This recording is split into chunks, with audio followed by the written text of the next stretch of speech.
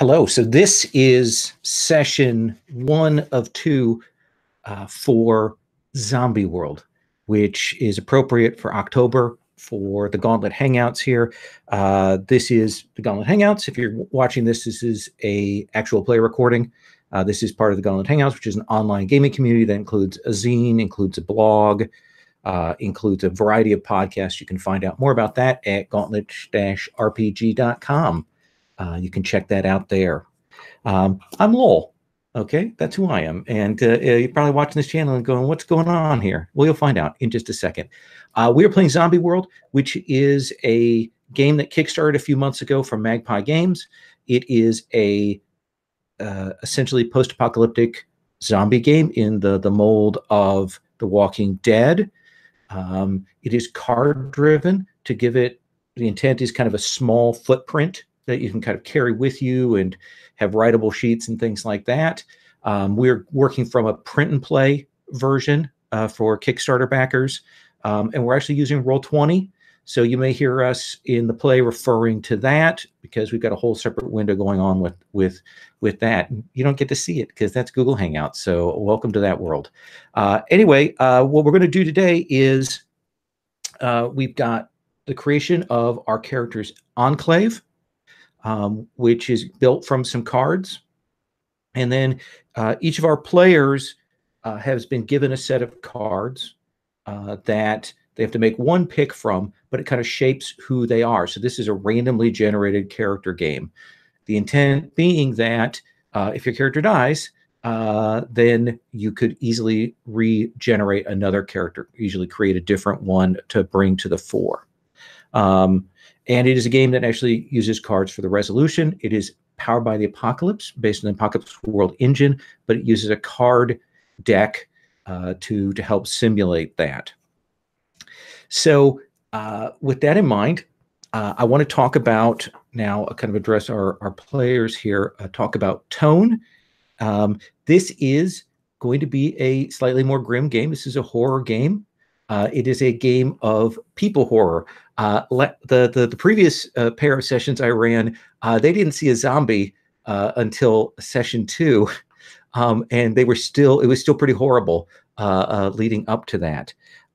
This is a game that definitely has people with conflicting agendas, possibly working together, possibly not. So there may be some PvP. If we do get to a PvP situation where players' interests collide, we'll kind of slow down to try and make sure that we resolve that and everybody feels good about how that's gone on. So what I want to do before we kind of go any further is talk about safety tools and talk about maybe what people like definitely don't want on the table, do want on the table, all of that kind of thing. We are using the X card. Are all of you familiar with the X card as a safety tool at the table? Sarah, do you know that one? Okay. Anyway, it can do that with the gesture, or you can do that in chat. You can mention that you'd like to X card something. If you do X card something, we will edit past it. And I may only ask you to kind of frame exactly what we're moving around. But generally, the X card is to hit material that you find objectionable, problematic, racist, homophobic, things that are bothering you at the table play, and we will edit past that. If I'm moving too fast, and this can happen because I'm running online, please stop me. I mean, and I will do that to try and get everybody on the same page and make everybody happy with the experience that they're getting. We're all strangers. Some of us have played together, some of us haven't. So I want to give us the best experience we can at the table. Also, because this is a horror game and a zombie game, I do want to mention that this is open table in the sense that if we get to a point where you're like, oh, I am super creeped out, or the situation is bothering me, you are welcome to step away from the table. Just turn your camera mic off if you need a moment or two to decompress.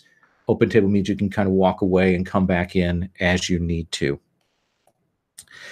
Now, what I'd like to do is, given this is a zombie game, horrible stuff, I'm going to admit that I can barely make it through The Walking Dead. It creeps me out. It freaks me out. I get too tense. when I'm watching it. So I'm going to admit that right up front. What I do want to do is I want to see if there's any material ideas, concepts that you're like, okay, I definitely don't want to see this in the course of this particular kind of zombie game. This is something I'd rather have off the table as an element. And I'll give you an example from last session, from the last campaign playing with Rich Rogers. Rich Rogers just got a dog. And his big thing was, I don't want to see any violence against animals in this game. And I think that's a fair thing. So, Stephen, I have played with you before, so I'm going to hit you on this question there. Is there anything that you think definitely you want to keep off the table here? Not that I can think of. I have had some stuff going on in my personal life, but I'll X-card anything like that if it comes up. Okay. Specifically, friend passed away, so I'll X-card that if it comes up. Okay. All right. I think that's fair. Absolutely. Sarah, is there anything you'd like to definitely keep off the table or put it kind of a line around? Just like the big ones, I think, like sexual assault. Okay. That seems fair. Okay. Absolutely. Robert, what about you? No, I'm good. Okay. All right. Larry, are you in okay? Hopefully, yes. Sorry about that. That's okay. Is there anything in terms of putting a line around something we definitely don't want to see in the course of this that you would like to block out? We've still got the X card on the table, but I want to see if there's anything we want to put a hard line on here at the start. Nope, I'm good. Thanks. Okay. So keep in mind, last time I creeped some people out with my gruesome descriptions. So if I get too graphic or anything, feel free to stop me on that. Also, I'll also mention I'm a Hoosier and I talk really fast. So if at any point you can't understand what I'm saying, stop me and ask me to repeat myself. I will not be bothered by that. So let me talk about the process. We're going to go through. We're going to do the hospital enclave. There are 2 that are available in the current print and play set for Zombie World. We're going to go through that. We're going to establish some choices that we're going to have with that and maybe set up some details of that. Once we've got that in play, we're going to look at people's characters, have them define those, and I'll talk a little bit about system mechanics. And then once we've got characters in play, we'll build a basic relationship map, get some allies on the table, and go through that process. So the way that this is going to work is we're going to have some choices there regarding the hospital. If we look on the Roll20 table, you see that the hospital begins with 2 features. One is that it includes medical facilities, which has a particular move that you can do. Essentially, when you go to treat someone's grievous injuries, you can draw survival, and it's a good way to restore people. So you have more access to keeping people alive than people at another enclave might.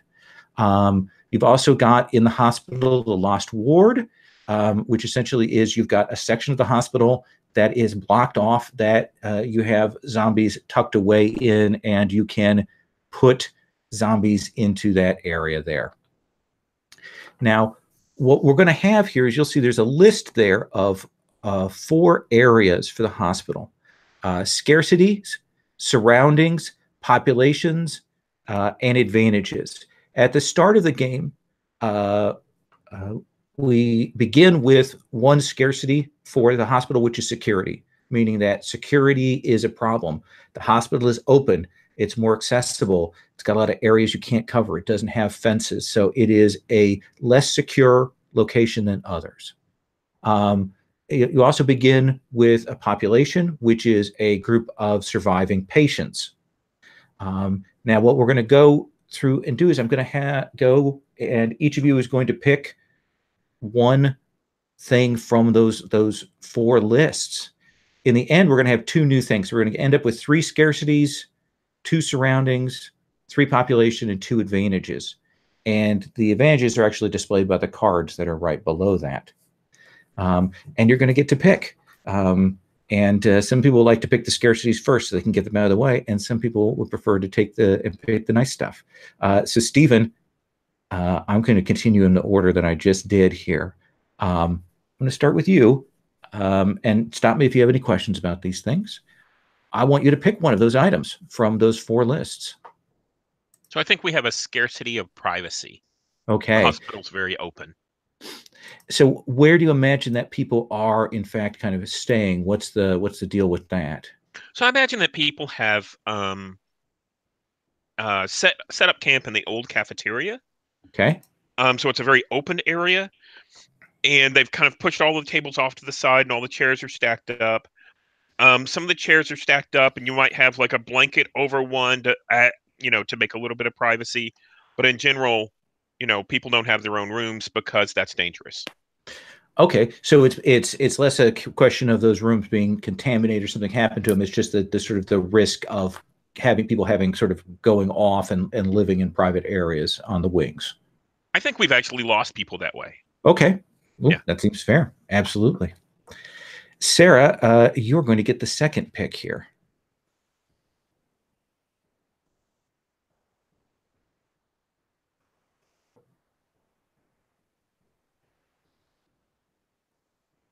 And I can pick one from any of these 4 groups? Any of those 4 lists.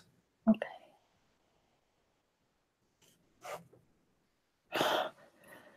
Does it have to make sense? Can we have a helipad?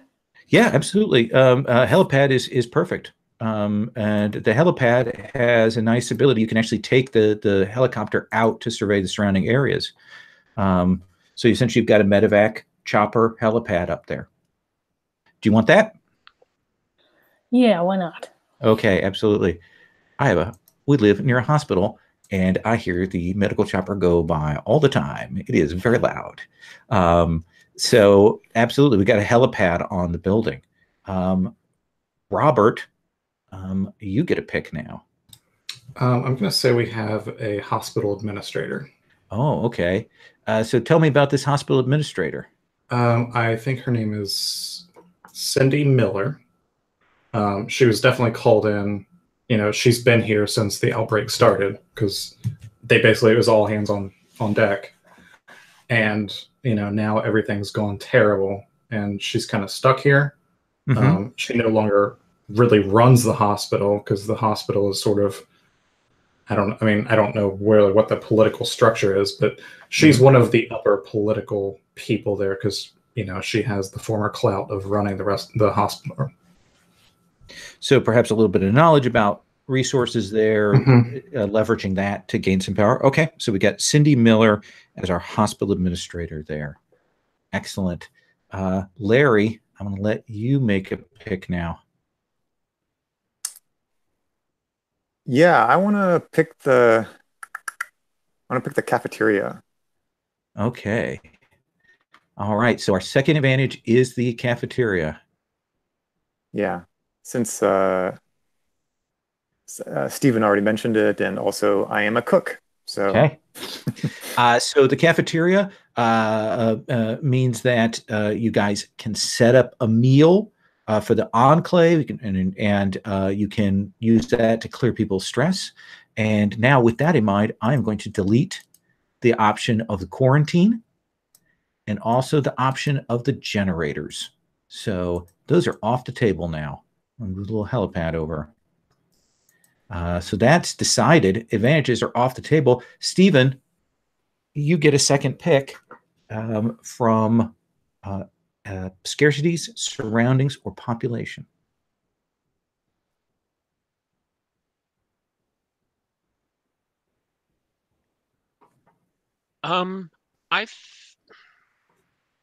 I think there's a nearby power plant under surroundings.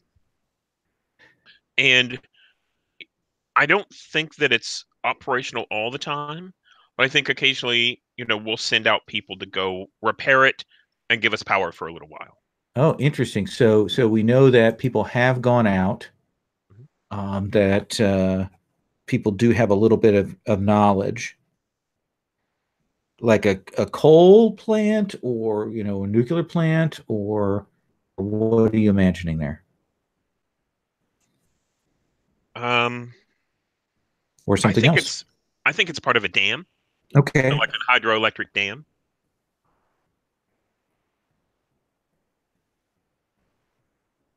Interesting. Okay.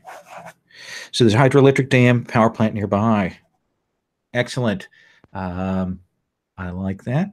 Sarah, you may pick from anything except for advantages. Let's go with a fortified police station. Okay.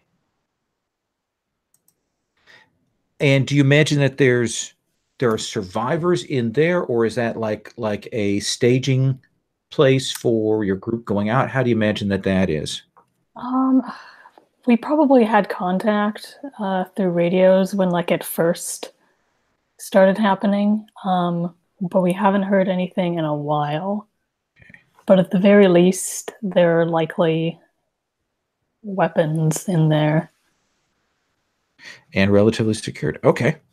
I like that. Fortified police station. So we have our surroundings. We have our advantages. Robert, population or scarcity? I'm going to say that we have a scarcity of suburban comforts. I think it sounds like being a hospital that's out, near a police station and a power plant, that we were already kind of a little bit out there, maybe a little bit rural. Okay. So yeah, we're definitely lacking in suburban comforts. And in terms of that, what does it mean that you don't have? Do you not have? I mean, do you not have books? Do you not have entertainment? What do you imagine is lacking here in the hospital that people point to? Yeah, I think it's a lack of entertainment. I think the hospital, typically if you're in the hospital, they have little TVs, right, in every room. And so you watch TV. Well, without power, the TV does you no good. And, the hospital just didn't really have many books. I think, there's probably some magazines that they sold in the local, the little gift shop inside the hospital. And so those are like a high value commodity. And all of the pamphlets and magazines sponsored by drug companies and doctors and things like that that are there. Okay.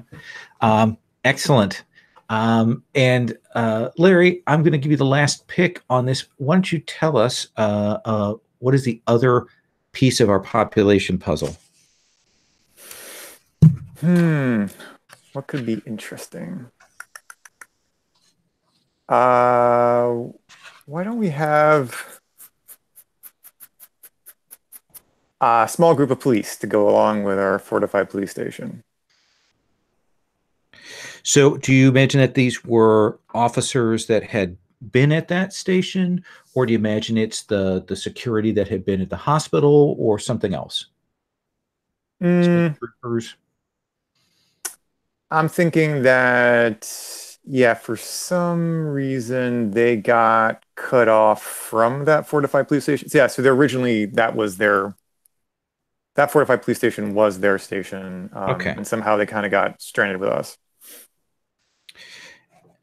And so there were other survivors there, but they're holed up here. Can you give me a name for who's in charge? Names. Call him Mike. Can somebody offer a surname, please?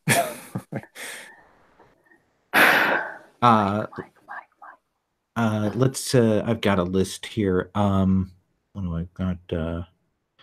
Mike Hosokawa. Sounds good.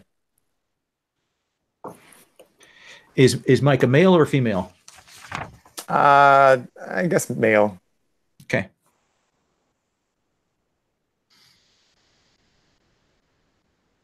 And we'll find out a little bit more about Mike Hosokawa as we go along here. I wonder, though, you guys probably know my background then. Well, the only thing people aren't going to know, the only thing people are going to know is you're going to choose one of the two presents.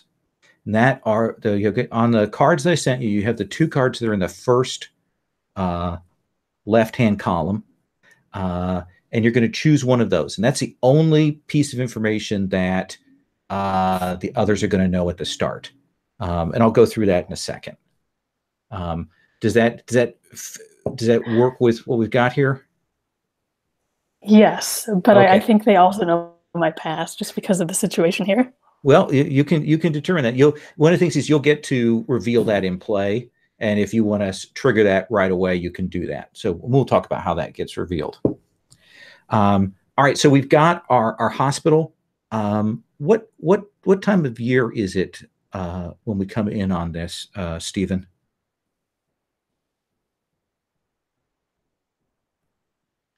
I think it's summer. It's Summer? really hot. Okay. And Sarah, we're going to say the U.S., but what part of the States are we in? The South. South. Down the South, so hot, humid summer. Let's say actually Florida, like Okay. the Everglades area, so it's gross and hot. Okay. Florida, they've got some swampland that they built a horrible environmentally destroying dam that's your guys are nearby, so lots of wonderful stagnant water and mosquitoes there.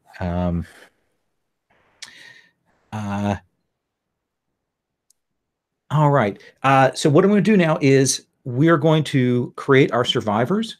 I want to talk about what those cards mean, what the stats are, and kind of how we resolve moves in this game. So as I mentioned, you have 2 cards in your left-hand column. They are your 2 choices of what is your present. This is what your role is within the Enclave. And when we go around to introduce your character, you'll say what that is. Now, some of those will have special moves. Some of those are things that will change your character's stats.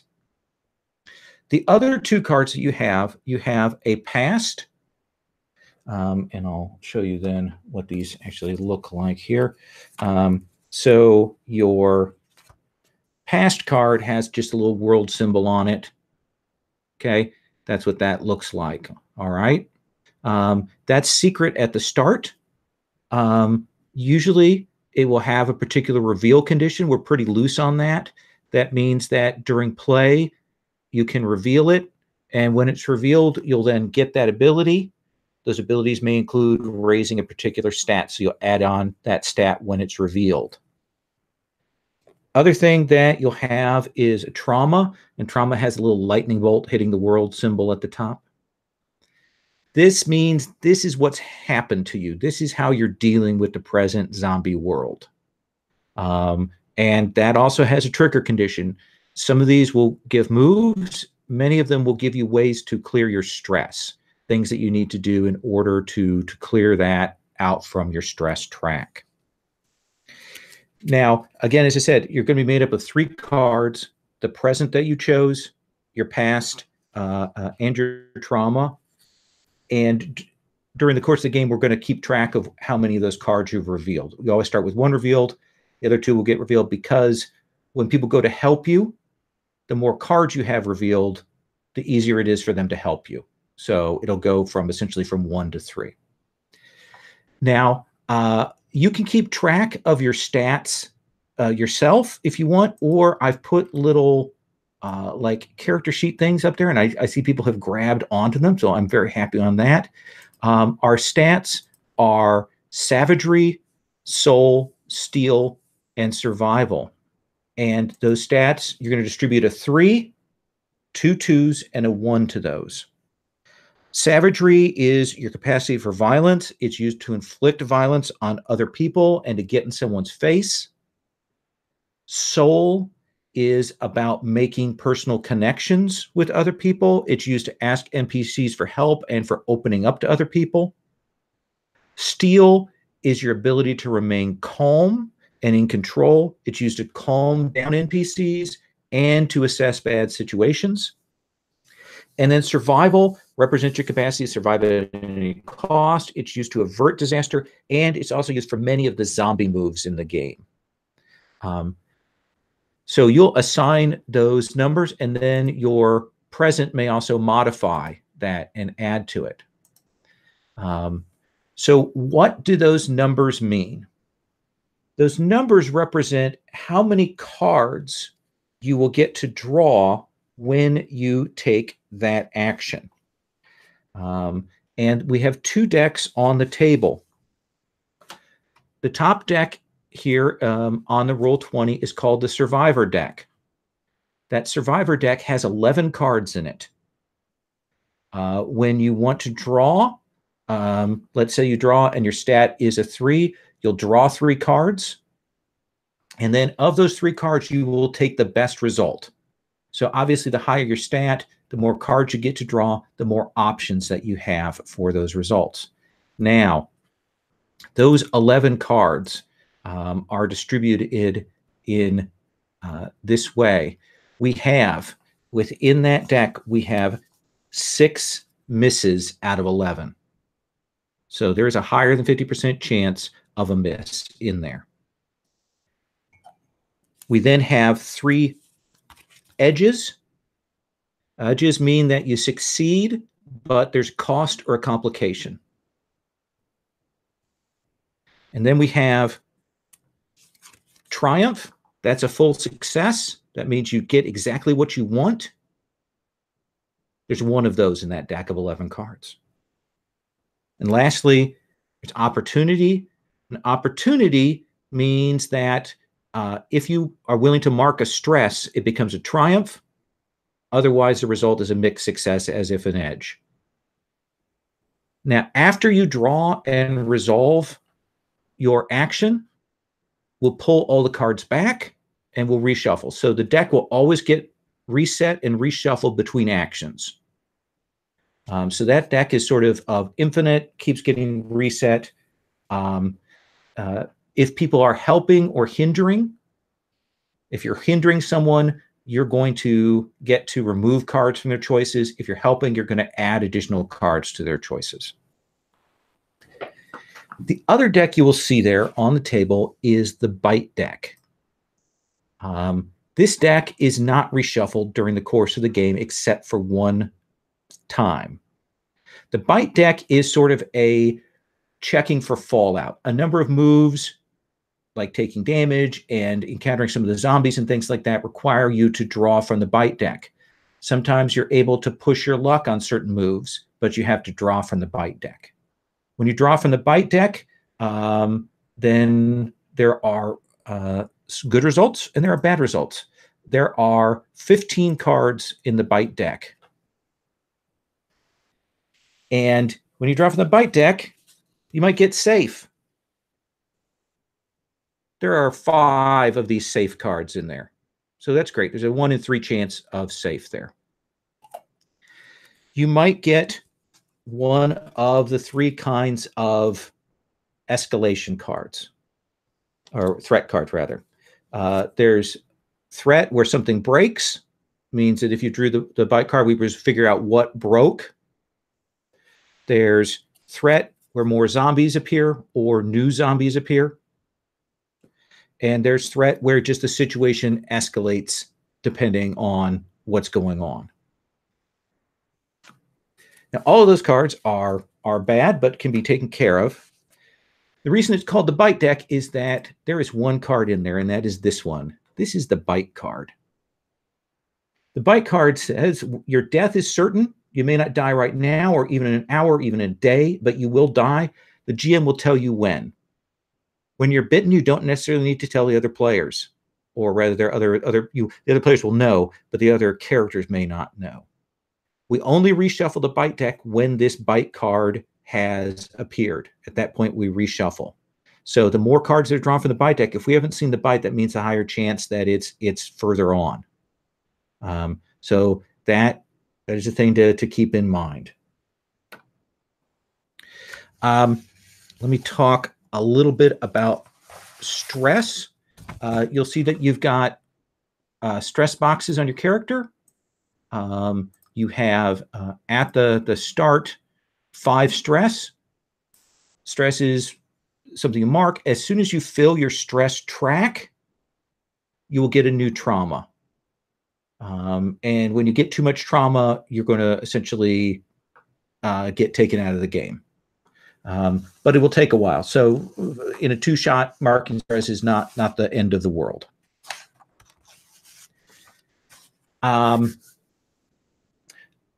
Let me talk just briefly, and I hate to be continuing rule talking, but I will do one last thing. We've got a number of the moves on those move sheets that I sent you that deal with working with the Enclave, working with other people, assessing a bad situation, getting in someone's face, turning to violence, asking your NPC allies to do things, asking allies for help, all of those things. These are the moves that are generally, we're going to see them in the course of play in the Enclave.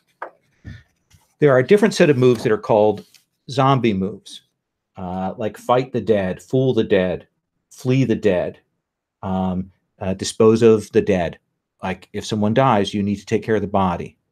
These are what are called zombie moves.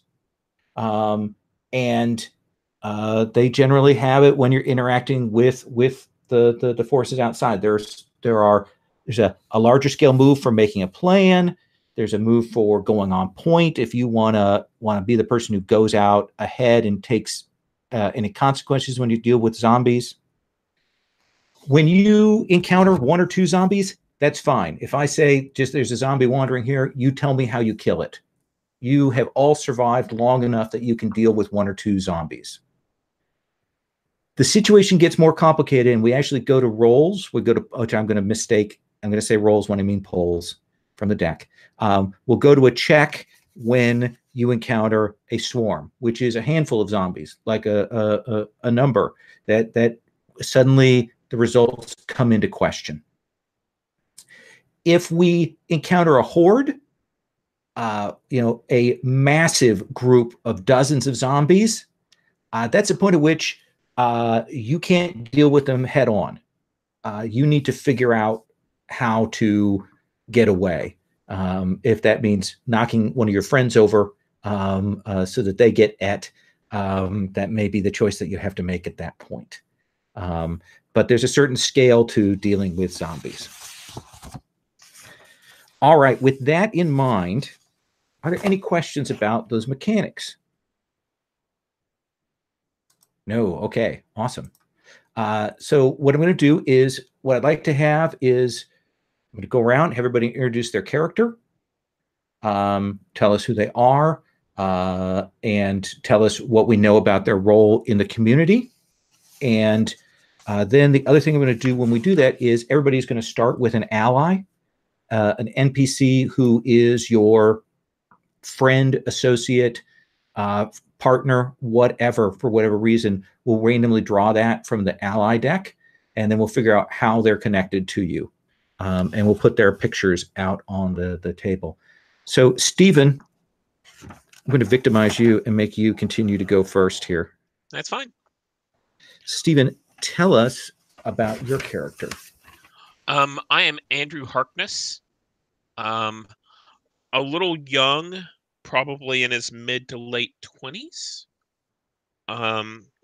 Seems like he's seen more than his fair share, like all of us.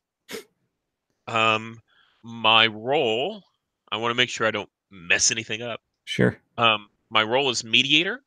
Okay. So I spend a lot of time in the group talking everyone down from, the horrible things that we see every day. There's always a mess. There's always people at people's throats, and I do my best to try to make sure that we don't kill each other more than the world does. Okay. And what's the mechanical effect of mediator for you? Take +1 steel, clear 1 stress when I talk others out of a conflict with each other. Okay. Okay. And what do you imagine that? How do you imagine that Andrew is dressed? What does he look like?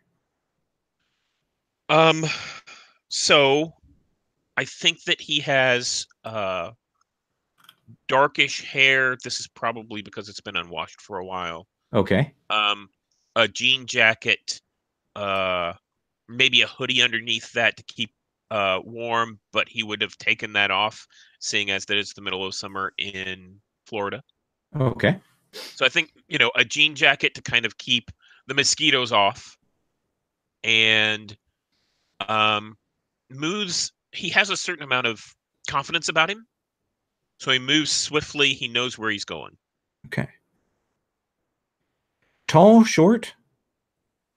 I'd say probably around 5'11", maybe 6 foot. Okay, so decently tall. Okay.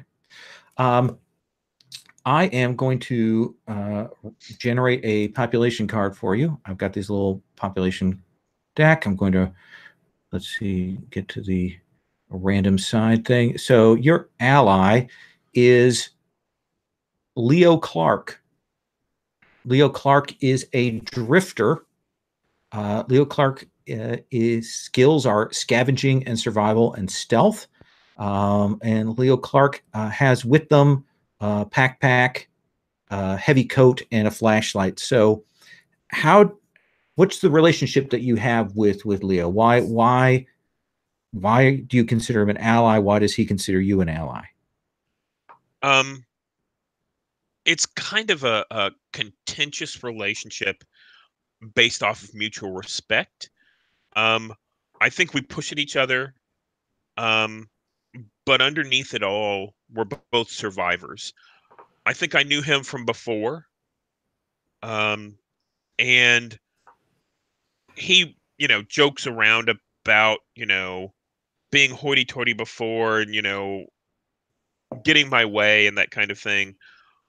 But I knew him on the street. He was as you said, a drifter. Yes. Okay. He basically lived on the street, got odd jobs beforehand. He knew how to survive in the urban jungle. About your age or older or younger? Younger. Definitely younger. Okay. All right. Excellent. All right. Thank you, Stephen. Let's come to our next character. Sarah, can you tell us about your character? Yes, Nora Green. She's been in the hospital since this all started. She is very short, like 5 foot. But she's pretty solidly built. Like, she looks like she's used to standing in people's way. She is an enforcer, Ooh. which means so I get to take an extra savagery point, and then clear stress when you physically intimidate someone into obeying your boss's orders. You may not be in charge yourself, but you can damn well ensure that everyone else falls in line. And how does you say that she's kind of seems like a person who can stand and get in the way? What does she look like? Short hair, long hair? How's she dressed? Fairly short hair. I think even now, like, she keeps it cut, like, a little shorter than shoulder length. Yeah, just like pretty solidly built. Like, she's still like works out. Okay. Like if there's a gym or any kind of exercise area in there, like working out there. Make time for. What's her demeanor towards the other people, would you say? Very matter of fact. Like, she doesn't have time to listen to people cry or whine or complain. We've all got stuff going on. Excellent. All right, I'm going to grab you a random population, and we will figure out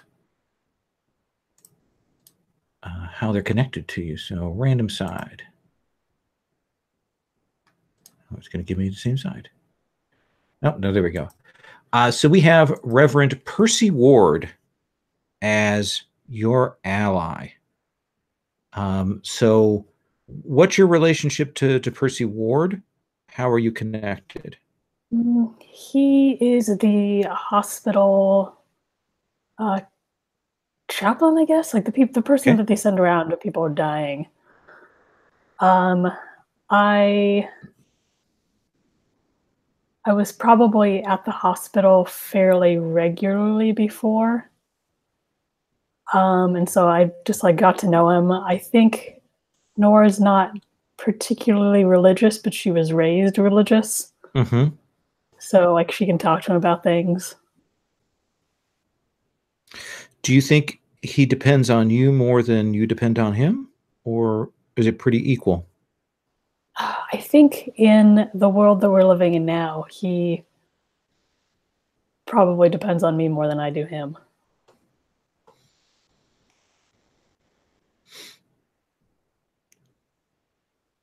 Excellent.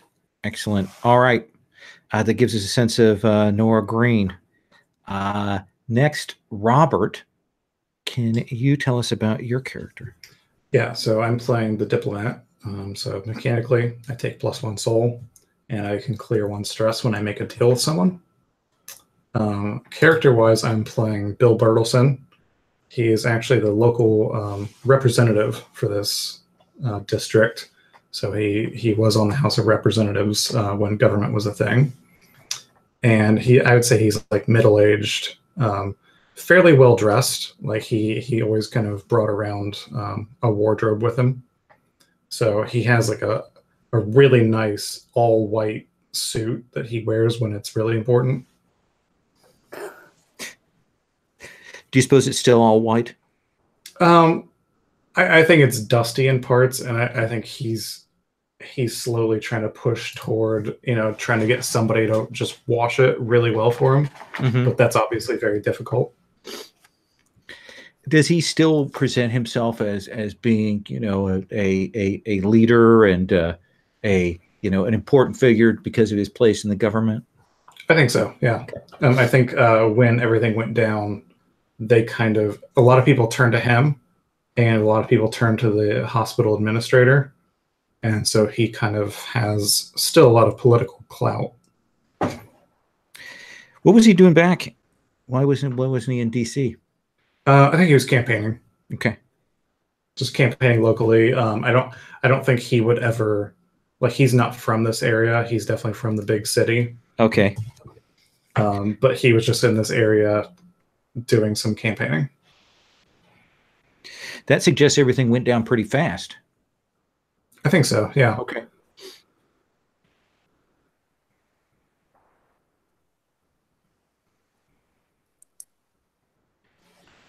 All right, let's see what your connected piece of population is here. I'm gonna grab that.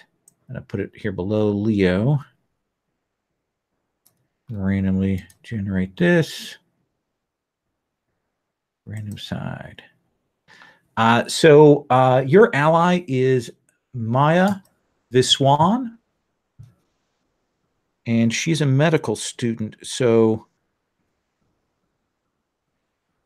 what is your connection? Why do you consider an ally? Why does she consider you an ally? I think I probably have a number of children. I think I live sort of nearby in whatever the biggest city is, and I think she was probably like one of my daughter's best friends, and she just happened to get a job at this hospital. She probably also went to school with my daughter. Okay, so she kind of sees you as a uncle/father figure in some ways. Yeah, I would say that she's spent many nights, at our house, almost just like family. Is your daughter here? She is not. Okay. They both went to med school, and my daughter got a job across the country in a different hospital. So you have no idea what's happened to her? Yep. Okay. Excellent. Thank you, Bill. And last but not least, Larry, can you tell us about your character? Yeah, so I am playing James Hagler.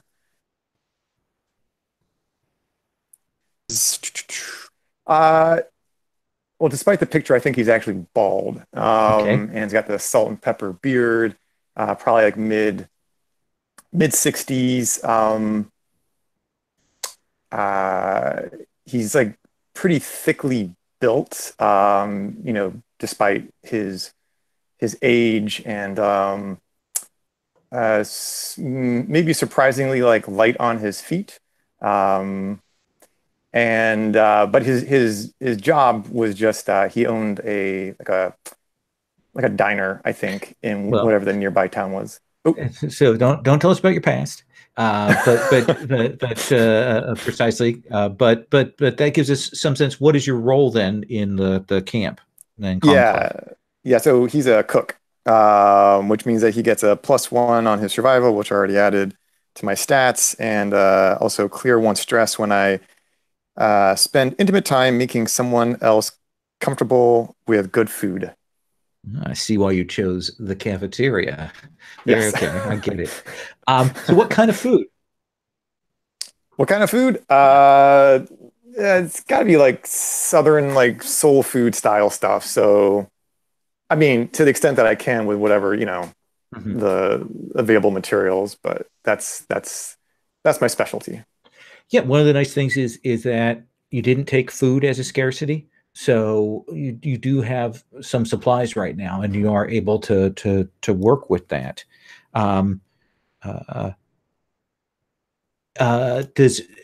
Is he a retiree, or is he still more active?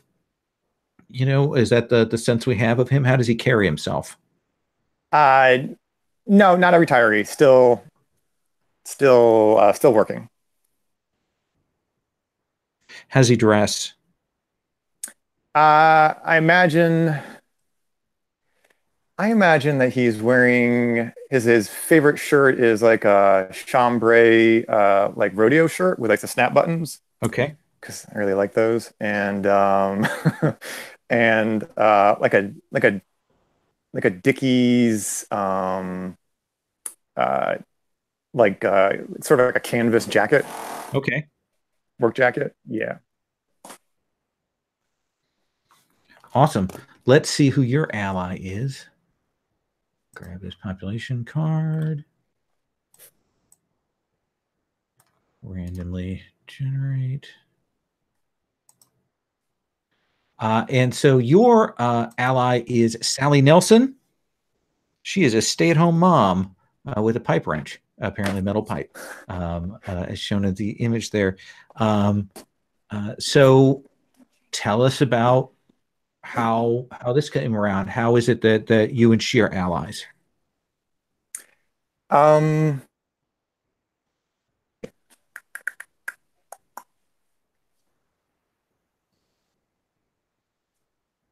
I think we were having an affair. Yeah. Okay. Sorry, I'm laughing because my real wife is making a funny expression at me that I said that. Okay.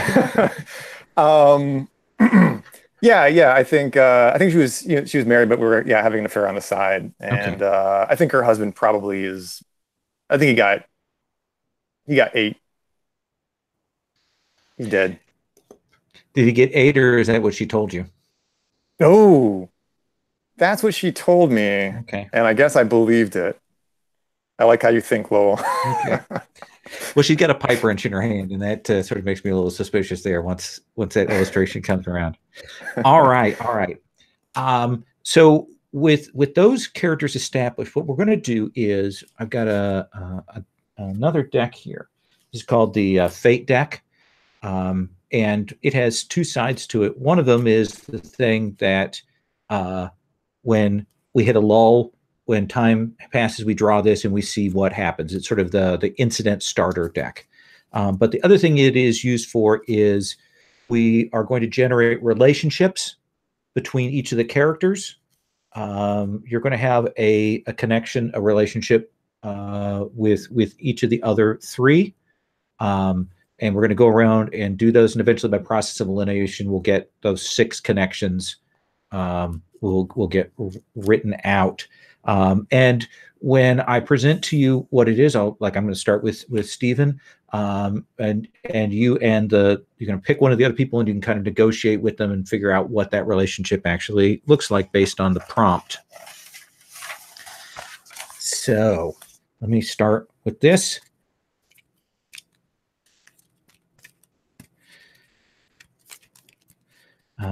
So, Stephen, I'm going to actually, to make it a little bit faster, I'm going to pull one for your relationship with Nora. Okay. And you two can kind of figure this out. So, Nora and Andrew, you have a plan to improve the Enclave. What do you think that plan is?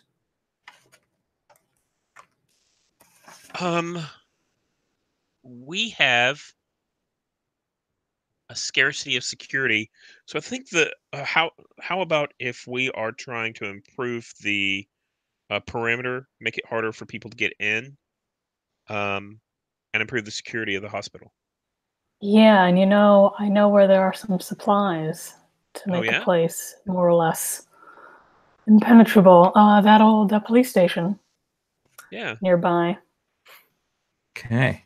sounds like a plan. So you think about raiding that to try and to get more materials to improve the perimeter. Why do you think, Nora, that it's Andrew that you've gone to? Why is he the person that you're kind of relying on for this plan? Remind me what your role in the community is. So I'm kind of a mediator. I talk Okay. people out of conflict. So I'm thinking you could probably convince people to go get things with us. Yeah. Because it can't be just the two of us. It's dangerous to go alone. Yes. All right. Next, Nora, I'm going to ask you, and this is a relationship between you and Bill. The two of you blame each other for the death of an Enclave member. Nora, what happened? Who was it and what happened?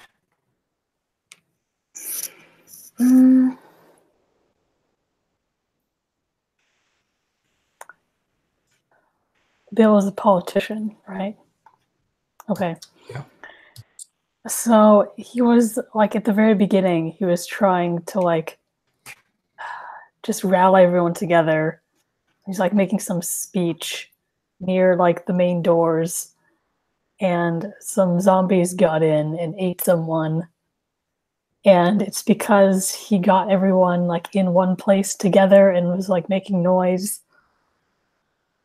And so I blame him for that.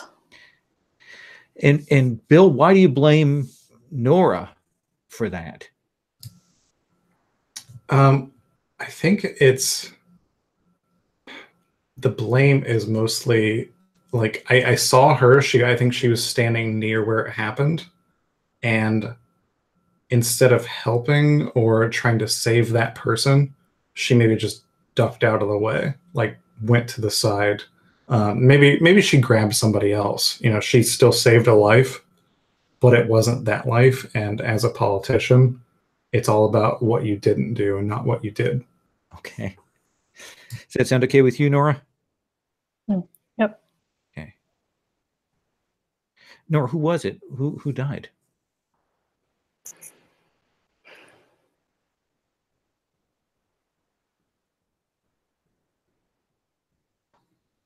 One of the cops. Okay.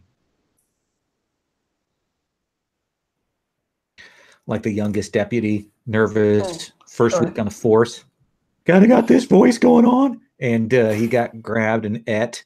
Yeah, okay. Young kid. Wow. Terrible, terrible loss. Bill, let's figure out the relationship that you have with James.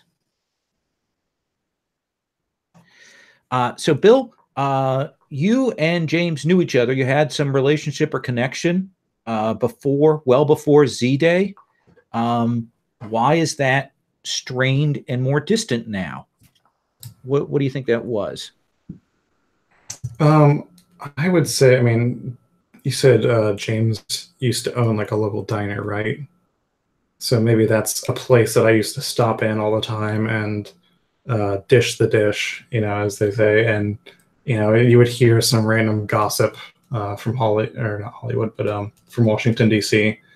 And lately, it's strained because I think you sort of thought we were friends, and it just was not. It did not turn out that way at all. What do you think, James? Yeah, I'm just curious. Like, what are your political leanings, Bill? I think. I mean, I would say Bill is probably conservative, but leaning left for the South. I mean, that could be one source of strain if you wanted to go there. I don't know. Yeah. Like maybe because I imagine like the diner was like a kind of a community hub, and then maybe I wasn't really throwing my support your way. Yeah, I could see that. And I mean, we're all stuck in here together, so it's almost like a microcosm of politics. Nice. All right. Bill, I'm going to move on to Andrew now. That's me trying to cover for getting the name wrong there. Anyway, so Bill, you and not Bill, geez, this is going to, once I get it wrong, I'm going to get it wrong all the time. James, you and Andrew had a brief but really intense blow up. What brought you to conflict? What happened? What brought you to have that blow up? And Andrew is a mediator type, right? Yeah. Do we know anything? What else do I know about? So this conflict like happened during the hospital, like after the zombie apocalypse, basically. That seems probably likely. You know how Andrew carries. He's fairly young. Carries himself as a person who tried to mediate. He's got this. His close friend is this drifter. Maybe something to do with the drifter. Okay. Actually. What if the drifter was caught stealing food? Yeah, that's what I'm thinking. Or at least I thought that they were stealing from my pantry. And it is my pantry. Right. So maybe I confronted them and it started getting ugly. Then you try to intervene and and then it got heated with you as well. What do you think? Do you like that, Andrew? Yeah, that sounds good. Okay. Then let's come back around. Andrew, let's get your relationship to Bill. Andrew, you and Bill have done something awful for the Enclave. What was it? And Bill again is the politician. So I think that there were stragglers that came through. There was like a truckload of them, and we didn't let them in. We didn't have enough food, and we said, no, you have to move on. What do you think, Bill? Yeah, I like that. I think we probably tried to strike a deal with them. Like, hey, if you can give us anything, we can let you in. And they just had nothing. And we just left them out in the cold. Do you imagine that? Oh, go on, please. I think we found their truck, their damaged truck and, bloodstains later. And I would actually even say that we managed to salvage their truck and strike it as some sort of victory. To make it more horrible, do you want to have just taken their truck and like sent them packing when you first met them? I think we talked about that. We decided not to do it. Then we found their truck. They were long gone. Maybe they were zombies at that point, and we brought the truck back. Do you imagine that this was something that you two did sort of, for the Enclave, like you were in the position to have that authority at that moment? or do you think this is something that you did and maybe other people don't know that's what went down? Well, I like it's better that they don't know what went down. I think we were basically the two of us were kind of on watch that day, and the truck came up. We talked to them. We knew what the stores were like, and between the two of us, we just said no. You like that, Bill? Yeah, I think we were probably, maybe I was even sort of authorized to make that sort of deal, but we painted it in a completely different picture when we told everybody what happened. Okay, I like that. Our last relationship is going to be Nora and James. Nora and James, you two both care about a third member of the Enclave. Why do both of you, who is it, and why do you both feel the need to protect them?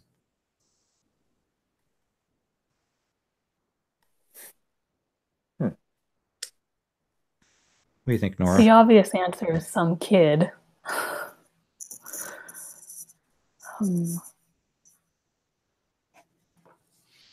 Like how young are you thinking here? Like maybe 6. Hmm. Okay, Okay. I can see that. So there's a 6-year-old. I assume orphan, or are they related to one of you? I mean, if I had a kid, I think it'd be like an adult child at this point, so I don't think it's mine. Okay. Can be my like niece or nephew. Or maybe just a kid who's like staying at the hospital when everything happened. Okay. Like so that their parents weren't here. Like a patient at the time of the apocalypse. Mm. Oh, maybe there's some kind of chronic health problem.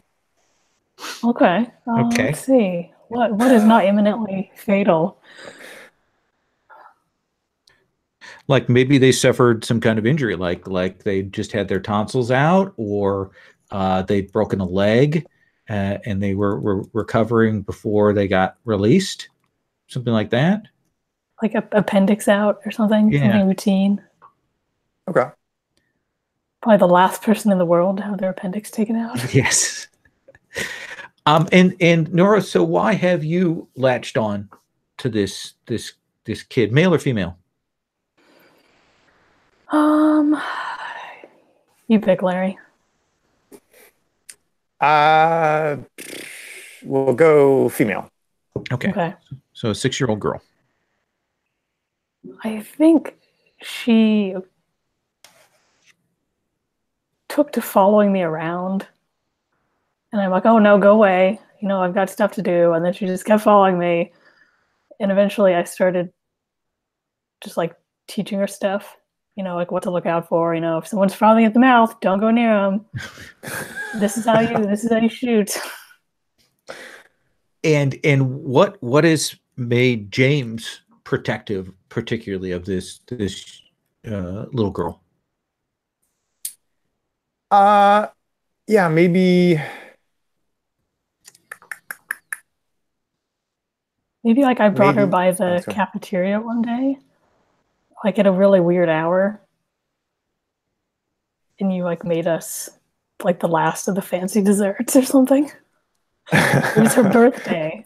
A little cupcake, something like that. The last birthday candle. Yeah, maybe she reminds me. Maybe I do have a grandkid, and she reminds me of like my granddaughter also. And so yeah, I express my affection through my food. I think I'm kind of a man of few words. Okay. Nora, what's her name? Jezebel. Jezebel. Do you call her Jezebel, or does she have a nickname? Would Jessie be unacceptable? Jessie's Belle? fine. Or Belle? Belle, she really likes Beauty and the Beast. She's very into that. Yeah, let's call her Belle. Okay. All right. Oh, Lowell, don't make us like these NPCs. Oh, I'm going to make you love these NPCs. Is that mean she's gonna die? Yeah, they are. Anyway, so what we're going to do now is we're going to take our 5 or so minute break, so we can refresh on beverages and whatnot. And when we come back, we will get the inciting incident in, and we'll check in with each of the characters, kind of do a once around, see, and then we'll see what happens. So take 5, everybody, and we'll be back.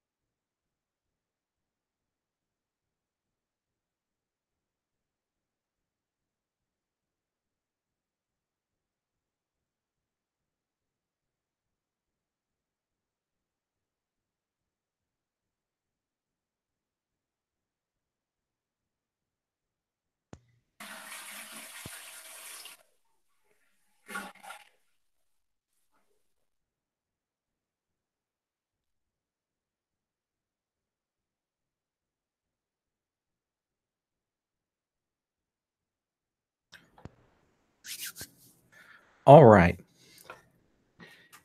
So the last couple of weeks have been particularly bad. It has been hot in that kind of stagnant, no wind, southern heat, that Florida humidity. And on top of sort of the lack of air conditioning, and of course not wanting to open, a lot of the downstairs windows and things like that to get some air circulation. It's been hot and stagnant, and it's Florida, so there are bugs everywhere at this point.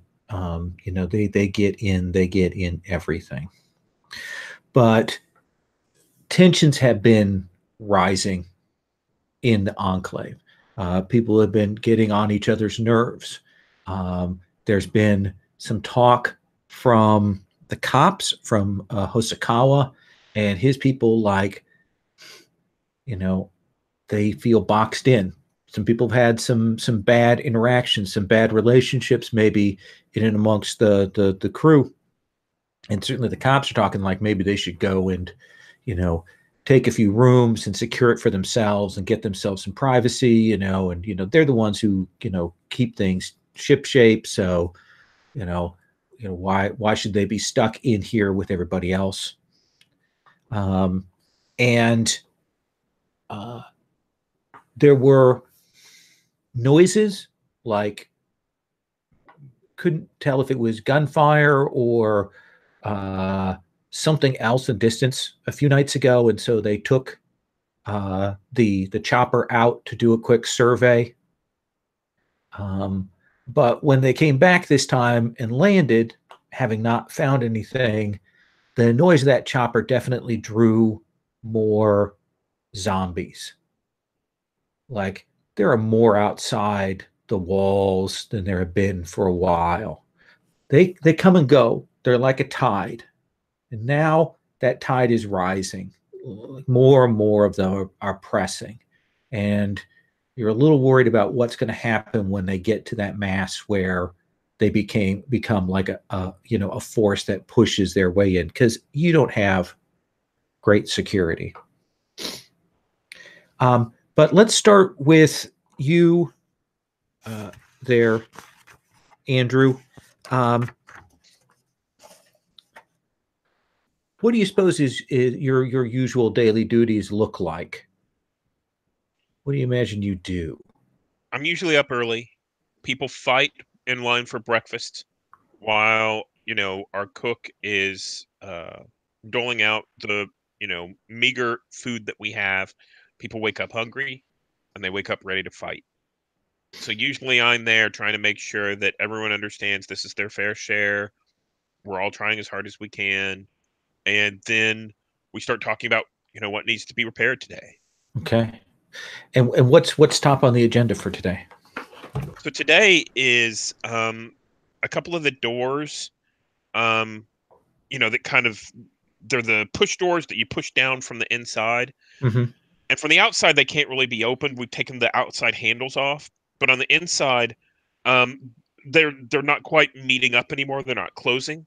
And we need to figure out a way what's keeping them from closing. Maybe they need oiled, or, maybe they need, I don't know. Yeah, so let me ask you this. So when you see definitely that the cops, they keep to themselves quite a bit. But when you see that they're like more than usual, kind of hanging together, looks like maybe they're kind of gathering some stuff together. What's your reaction to that? My first reaction is to make sure that nobody else notices. Okay. So this might be telling someone else, to keep their eye on everybody, and then I'm going to step over and directly confront them. You guys have to stop this. We're in this together. We've had people leave. You know it. People are going to go. Interesting. So, do you think you are like, are you trying to do this in a calm, diplomatic way, or are you getting in their face? No, this is a calm, diplomatic thing. This is, you guys know better. You're better than this. You wouldn't abandon the public. You shouldn't. It's your job. So you, what is it that you say to Hosokawa? What is it you're telling him not to do? I mean, he's there talking with his people. So they have. It seems a little obvious that they are starting to gather up a few things. They're gathering together, and I walk up to the little clique of them, and I look him in the face, and I tell him, "We all know this shit needs to stop. We're in this together." And I look at the little pile that they have, and I tell them, "Your job was to protect everyone, and it's still your job to protect everyone. And I'm going to do my best, and I trust everyone else here will do their best." So that's an interesting thing. This 20-something punk comes over to these cops, and you kind of get in Hosokawa's face a little, not fully angry, but you kind of, I mean, you kind of put this accusation on the table there in dealing with him, and certainly that will get his hackles up. But I think you're trying to calm an NPC down, at least for the moment, trying to stop them from doing anything. Okay. So what you're going to do then is we're going to have you draw from the survivor deck. What is your steal? My steal is 3. Okay, so you're going to draw 3 cards from the survivor deck and drop them out on the table, or draw them into your own hand, however you want to do that. Should be able to click and do that. Do I click on the deck? Yeah, you should be able to click on the deck, and you can just click on the top and draw. Okay. And you can just draw and drag them. So whenever I click on the top of the deck, it doesn't draw anything, but there's a little thing that comes out to the side that says draw multiple cards. Yep. I clicked on draw 3 cards. Perfect. Yeah. And what is your best result of those 3? I see miss, and edge. Okay. So that means your best result is an edge, which means from the calm NPC down, you get to choose one of the results. You can either keep them calm for some time, they can reveal their true concerns, or they don't hold you responsible for making them do this. Right. So my intention is to keep them calm for some time. And yeah. Okay. And I'm going to recall those cards and shuffle. So Hosokawa sees you do this to him, and he kind of looks around, and he's like, "We're just organizing things. We're just getting things set. You don't need to worry." I'm sorry. I didn't mean to jump the gun here. I just saw you and your men, and I jumped to conclusions. You're a good example of this community. Thank you. And I'll immediately step back and you get the sense that, with you having kind of called them out, they can't do this, so they are going to have to hold off for a while. But you'll definitely hear one of the others go, "A little fucking pissant. You gonna let him do that to you?" Let's go. Don't worry. We'll deal with him later. So let's cut to then Nora. If you are there, I think you stepped away. So. Yes. Yeah, oh, you are there. Not here. Yeah, my internet's being not great. So. Oh, I understand. So Nora, things are tense. A lot of zombies outside. Noises off in the distance. You've been talking with Andrew about increasing the perimeter stuff, getting that set. So what would you be doing right now? Well, did I see what just happened? Yeah, I think you would have, been in the cafeteria. You would have been maybe a little shocked at Andrew kind of stepping up like that. But you definitely see that the Osugawa and the others kind of stand down. But they're definitely pissed. Okay. I want to go to Kosukawa first then. Okay. All right. Like after Andrew's backed away, and like things have kind of settled a little bit.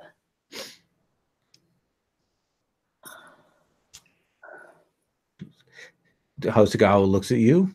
Does he know you pretty well? Yeah, definitely. Okay. What was that about, sir?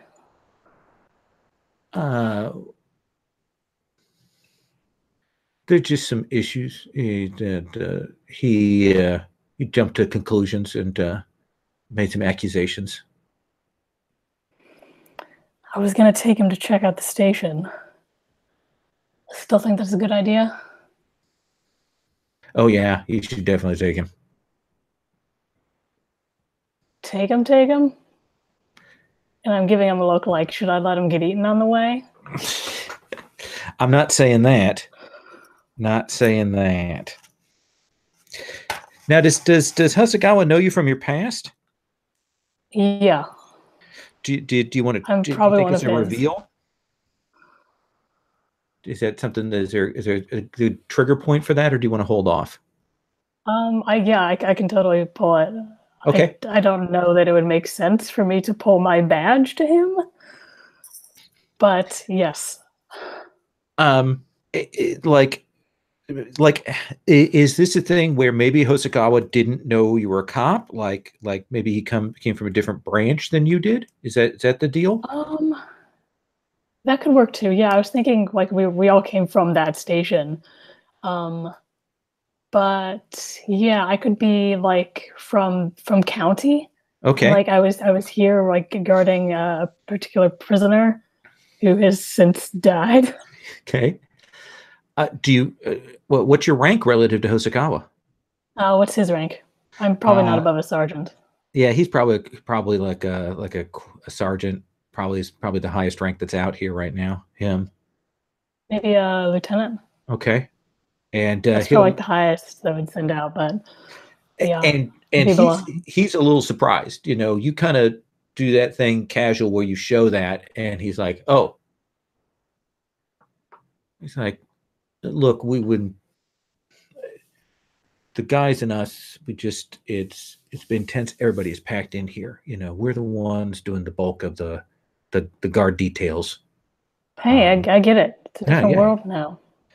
We're just talking. Maybe at some point we want to stake out a space for us outside of this cafeteria. It'd free up more room in here. Something more defensible too. You know what happened at the beginning. Yeah. The last big gathering of people. Yeah, I mean when Bobby went down, he kind of looks off like a little, reflective of that. I'll go.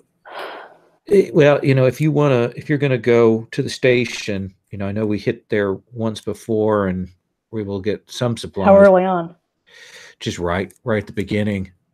I don't know what the state of it is now. I mean, there were some guys still there.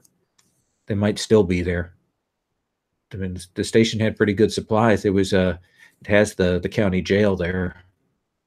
Can I take one of your men with me? Show us the way. Keys, maybe? Anything you got? This is a friendly or neutral NPC. Let's have you draw soul. Oh dear. Let's see. I have one soul. Okay, so you can draw one card. My background doesn't give me any advantages. What does it say on the cop card? Oh, that's true.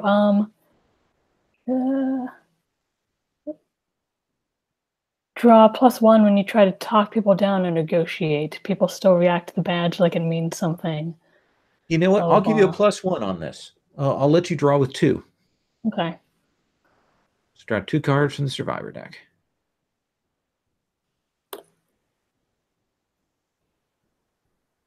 Edge and Triumph. Triumph. So he's like, yeah, okay. I'll send Karen with you. She knows the station, and she good? Yeah, she does lock up and stuff. So yeah, if you go, take her with you, and she'll help you out. Okay, I want to just like catch Karen's eye. What's her last name? Hobbs.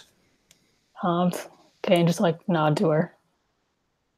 She nods. She seems a little nervous about that. She's not enthused about going out, but now that she knows that you're a fellow cop, that seems to maybe calm her a little bit.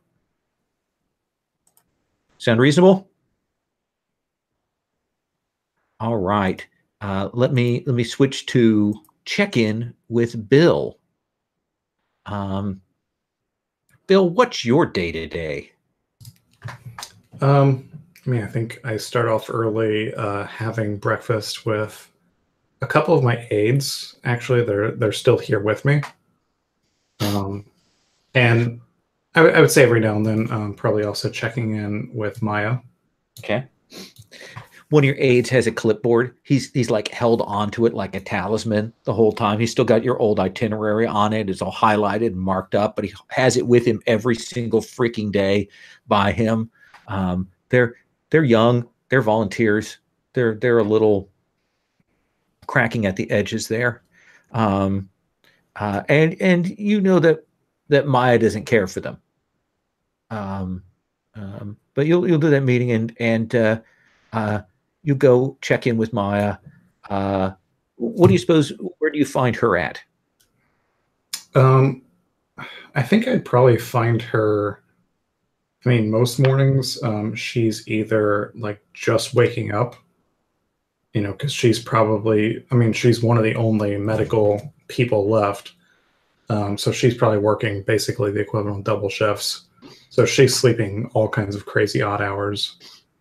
And other than that, I think, every now and then we might catch her at breakfast when she's actually sleeping on schedule. And she looks exhausted. She clearly had a long night of it. And she's like, "Oh, hey, Mr. Burleston. Maya, are you all right?" Yeah, we had a long night. We've got that grandmother who had the knee replacement surgery. Uh-huh. And her dementia's gotten worse. So we've had to kind of secure her, and she tore. They use those zip line stitches, and because it was what they had around, and she pulled those last night, and we had to get that re-sewn up, and it's just, and she's really out of it, and it was exhausting. It was pretty much all night. Well, me and my aides were just gonna have some breakfast if you wanna. She looks over at them, and she's like, I'm good. I'm good.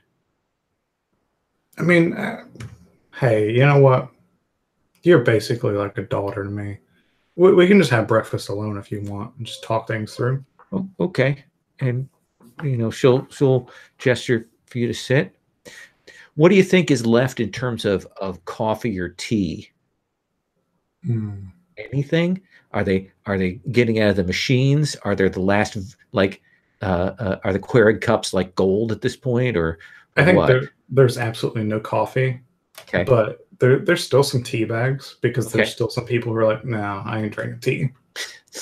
So everybody's got And this it's sort of shitty tea. yeah, Lipton. it's Lipton's. It's Lipton's, and they put little hashtags on the little paper thing to show how many times it's been through. So you've got the 5-dip Lipton at this point. Okay. Even in the apocalypse, people are still above tea. And she'll say, yeah. So that we're gonna have to see. We got a couple other people that are sick. The heat, it's just getting to everybody.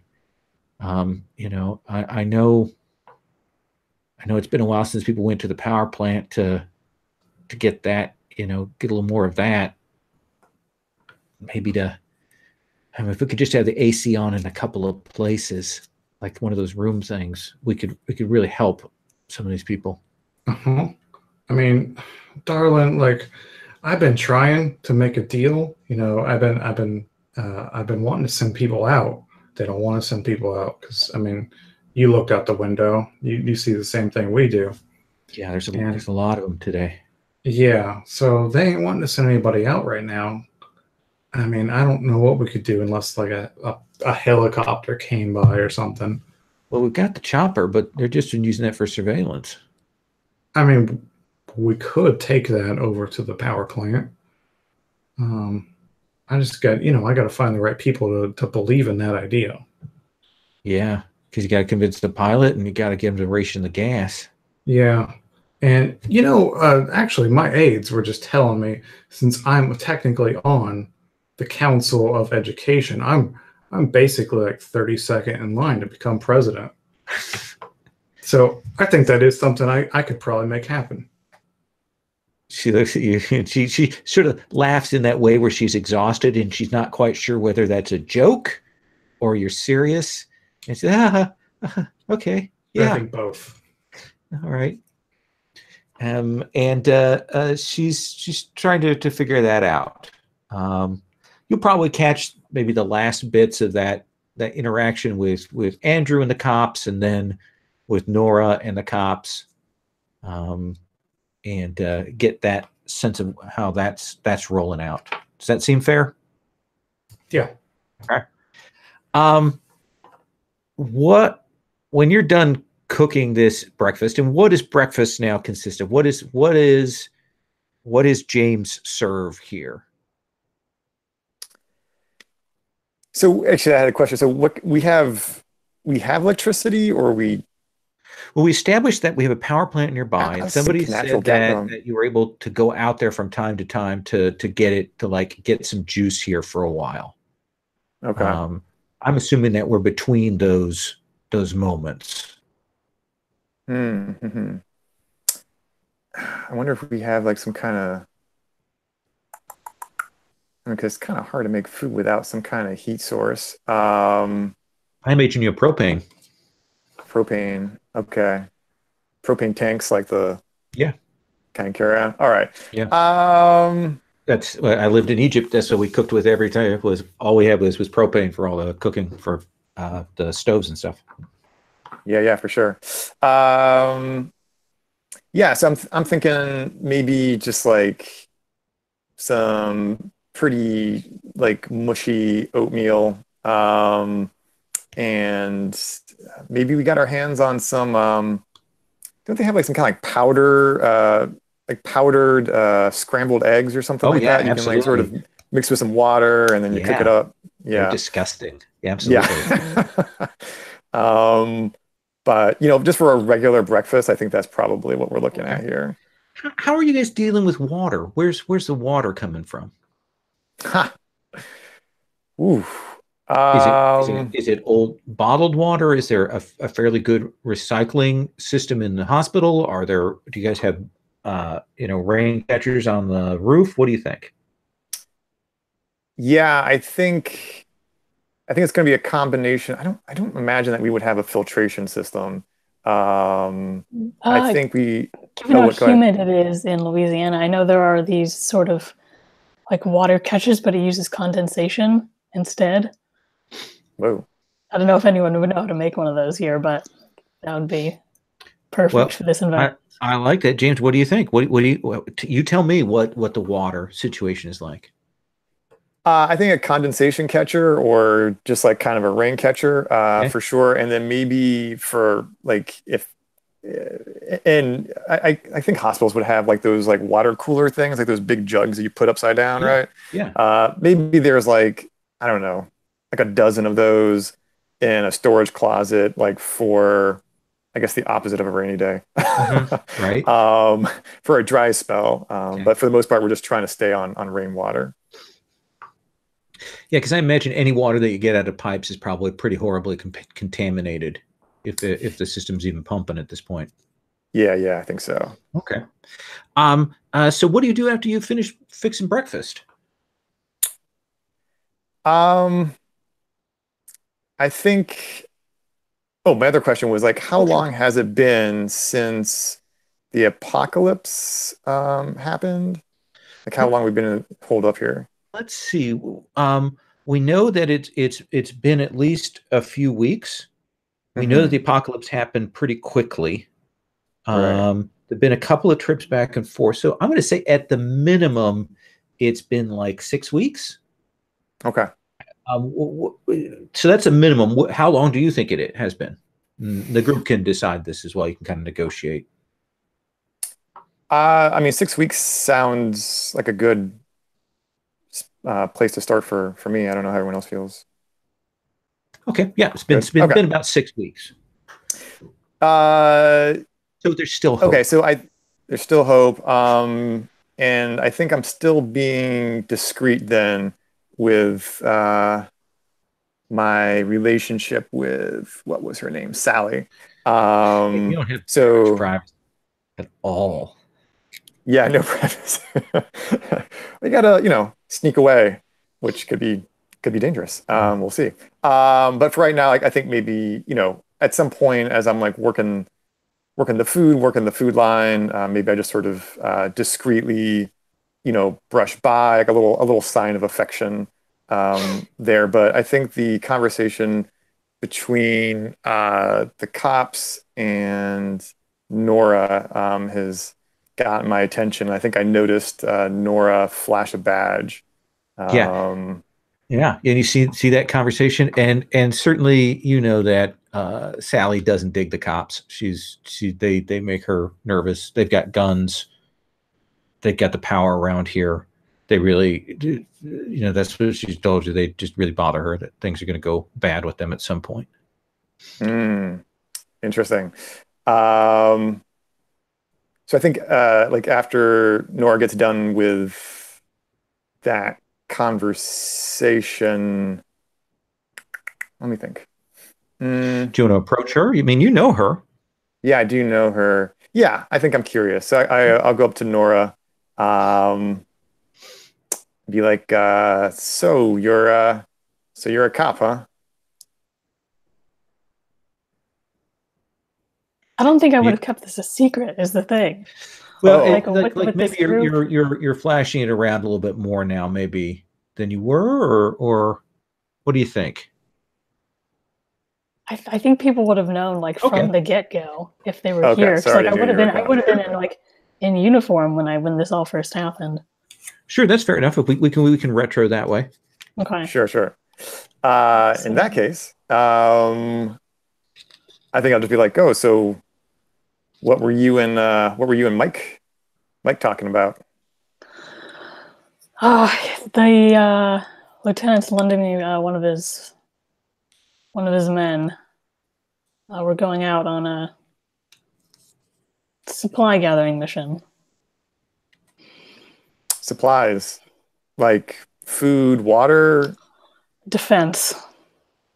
This place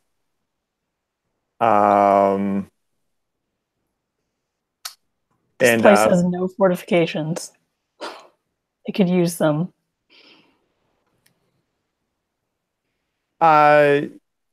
Yeah, but we're also, I am pretty worried about the water situation. I mean, do you think defense is the top priority here?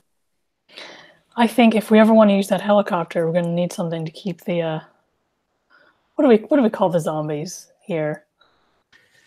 Are they just zombies, or are they Zeds, or what?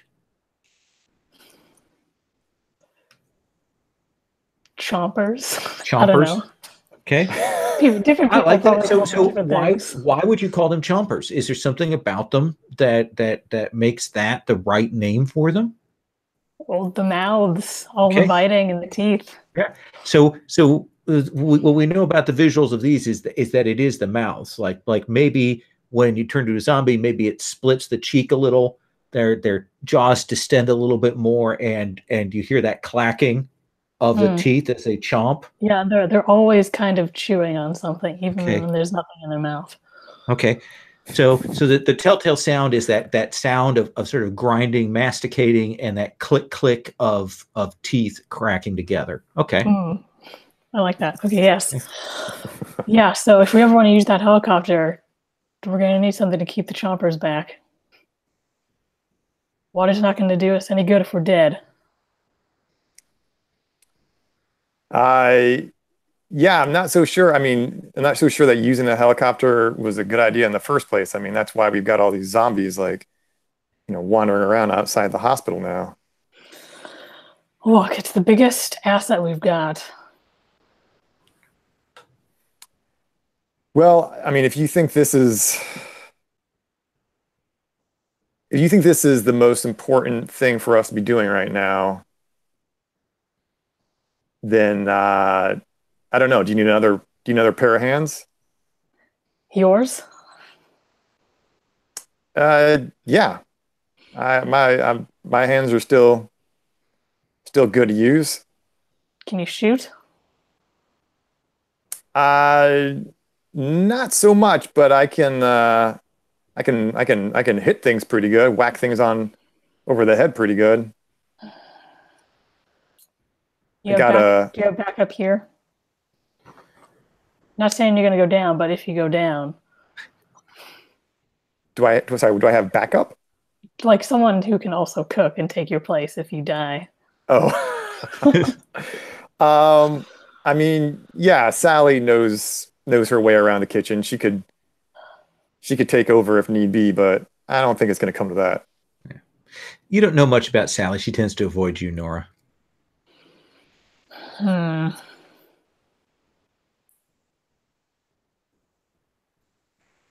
you want to come? I want to be useful. You're plenty useful here. If you want to come, if you honestly want to come, you can. You'll hear that little patter of feet, and you'll hear, come where? Where are you going? And you'll see Belle.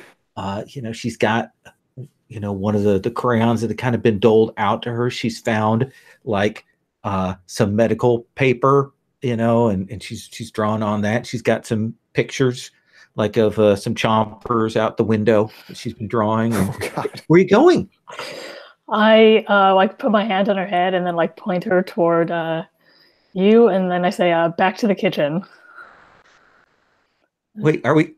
Am I going back to the kitchen, or are we going back to the kitchen, or is he going back to the kitchen? Both of you. James.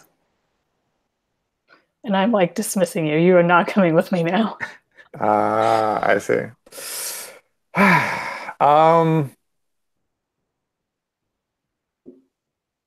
Okay. I don't think I'm gonna fight it at this point. Okay. So I'm just gonna. I pick up Belle and I walk her back to the kitchen. Is she mad at you? No, sweetheart. She's just got a lot on her mind. Okay. Can I have some sugar powder? After you eat your oatmeal and eggs, we'll talk. So let me come back to Andrew. Let's swing around. Andrew, you in the sort of the aftermath of this, are you still there? Do we want to bring you in to talk to Nora on this, or do you have something else you want to do? So I think I'd like to have a scene with Nora. I think that the way that this starts out is Leo and I are in the corner, and Leo has brought out this street map, this paper street map, okay, that he has found in one of the drawers here in the hospital. And we're kind of going over it, trying to, figure out the best path to get to the police station. So the two of us are going over, the plan to go there. Okay. Can I approach? Yeah, that'd be great. Okay, so I just kind of come over to you and like nod, and then I'm like, put that away. I've got something better. What's that? We're getting someone who's been there before. There's the way. Okay. Can they be trusted? Yeah. Leo starts to say something, but keeps his mouth shut. Okay. He didn't like the cops. You coming with us? Nod to Leo. No, it's are you coming with us? That's the way that's working. And I shoot Leo a glare, and I say, of course Nora's coming. Leo, you're going to keep your eyes on stuff. Don't get left behind. And I wanted to kind of lean down, like just a little bit, like not outright intimidating him, but just like, hey. And I'm like, this was Andrew's and mine thing first. You're tagging along. We all understand that. There's no issues here. Nora, just like you're vouching for your guest, I'll vouch for Leo. And I look at Leo and I say, don't step out. And if James comes to you, we're not bringing him. Of course not. We're not going to carry dead weight like that. We've got to move fast. Let me ask then, Bill, you see this, what seems to be some kind of like conference going on amongst, some of the more active people. Do you want to check in with them, or do you want to head off somewhere else?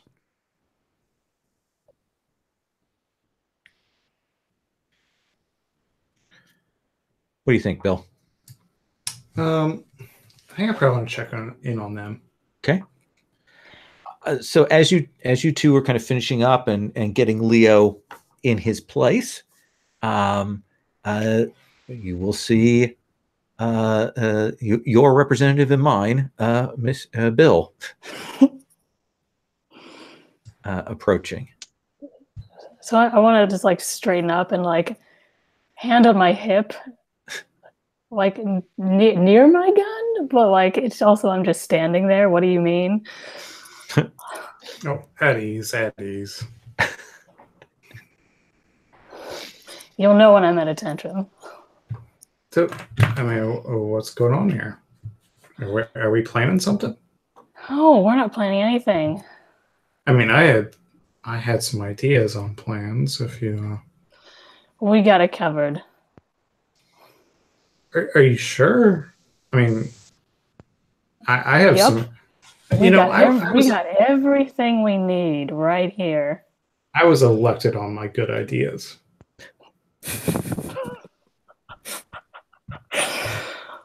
Mm-hmm. So, Bill, I think you're right. I think that you have good ideas, and everyone has their own specialty. And I think that you will be able to help a lot around here, keeping people organized and making sure that the people here.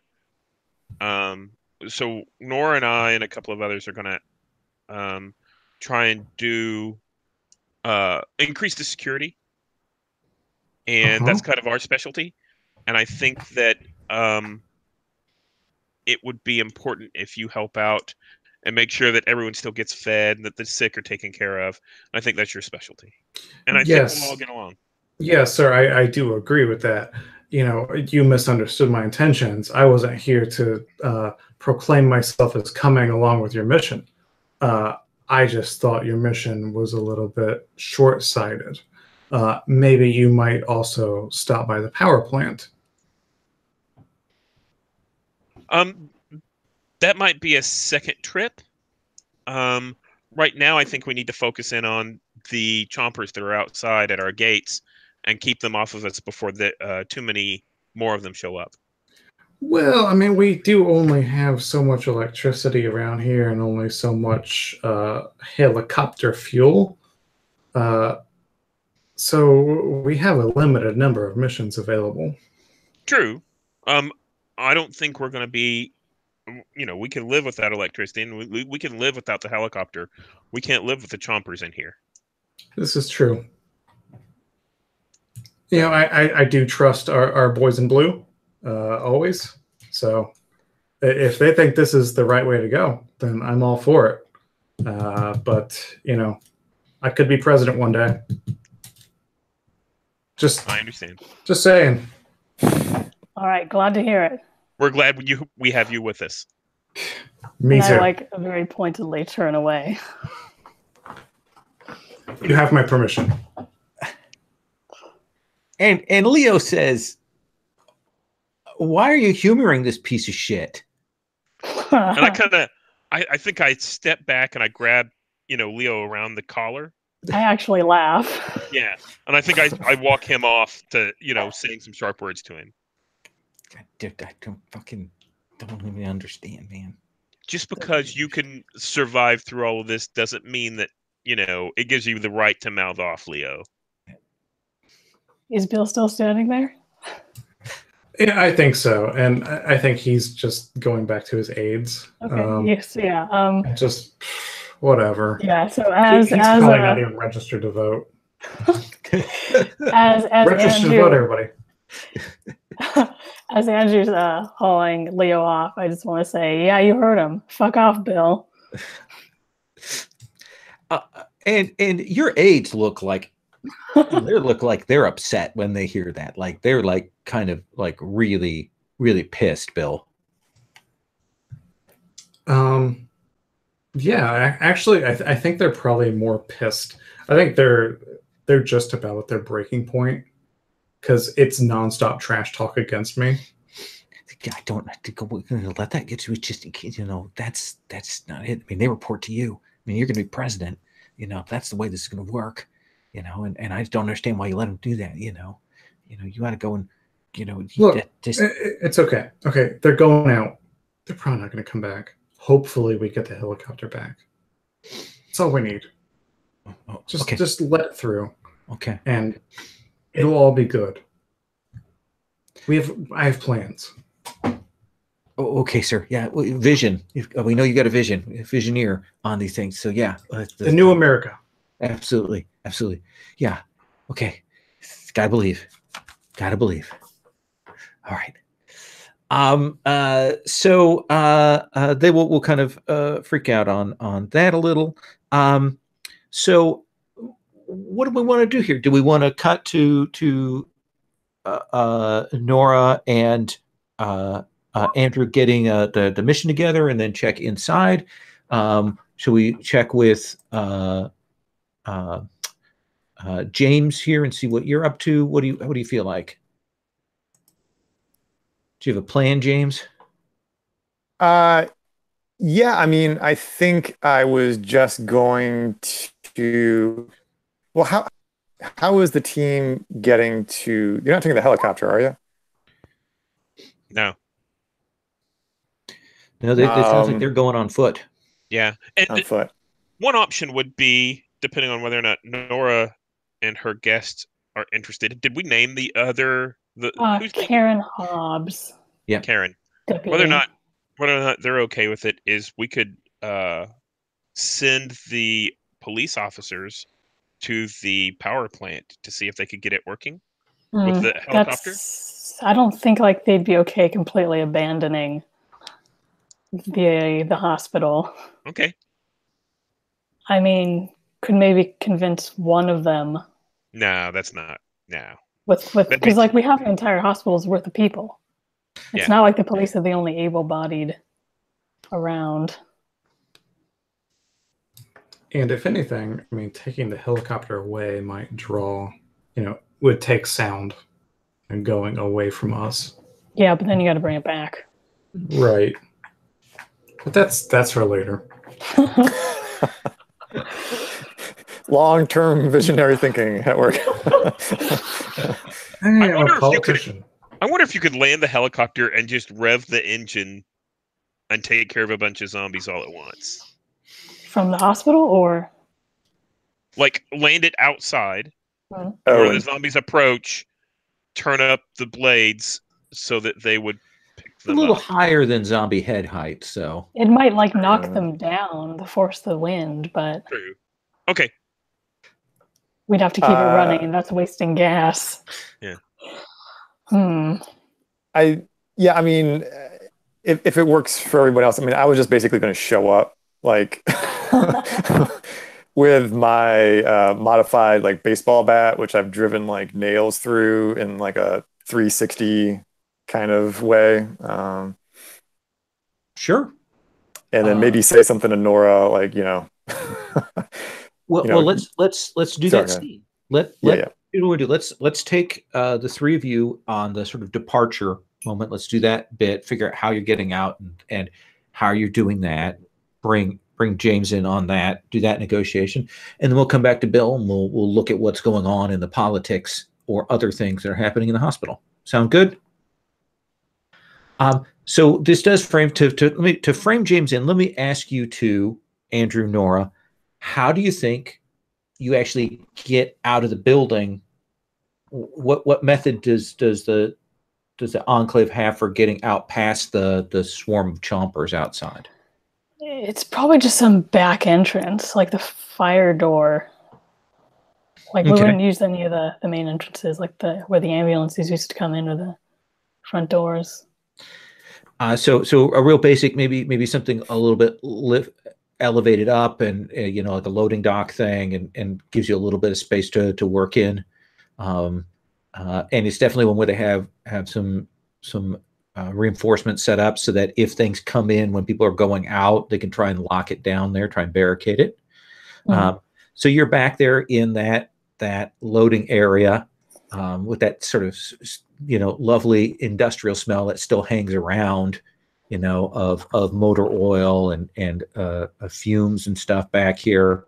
And as you, Leo and Andrew, Nora, and Officer Hobbs are getting together, that's when James shows up.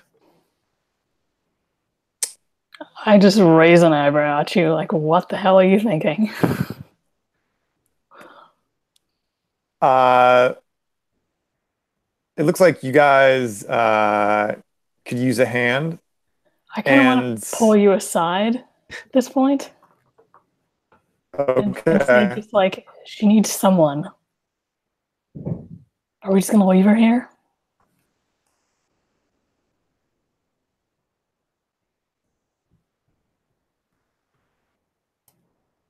I think, of course, Larry froze there.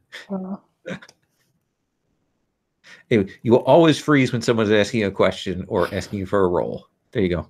Okay. Did you hear the question? Yeah. Sorry, can you hear me now? Yeah, now we can hear you. Yeah. Okay. Yeah, I mean, Sally's got Belle covered, and like it or not, like you are, you're basically a mom to Bella right now. So you got to come back safe, and I'm here to make sure that happens. Fine. Don't go anywhere alone.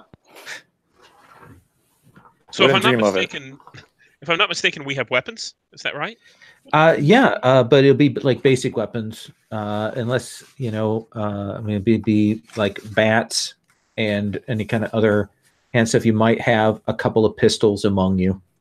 Yeah, I've probably got a gun, but like last resort kind of thing because of the noise. Probably also like a fire axe. Okay, that sounds good. What are you carrying, Andrew, weapon wise?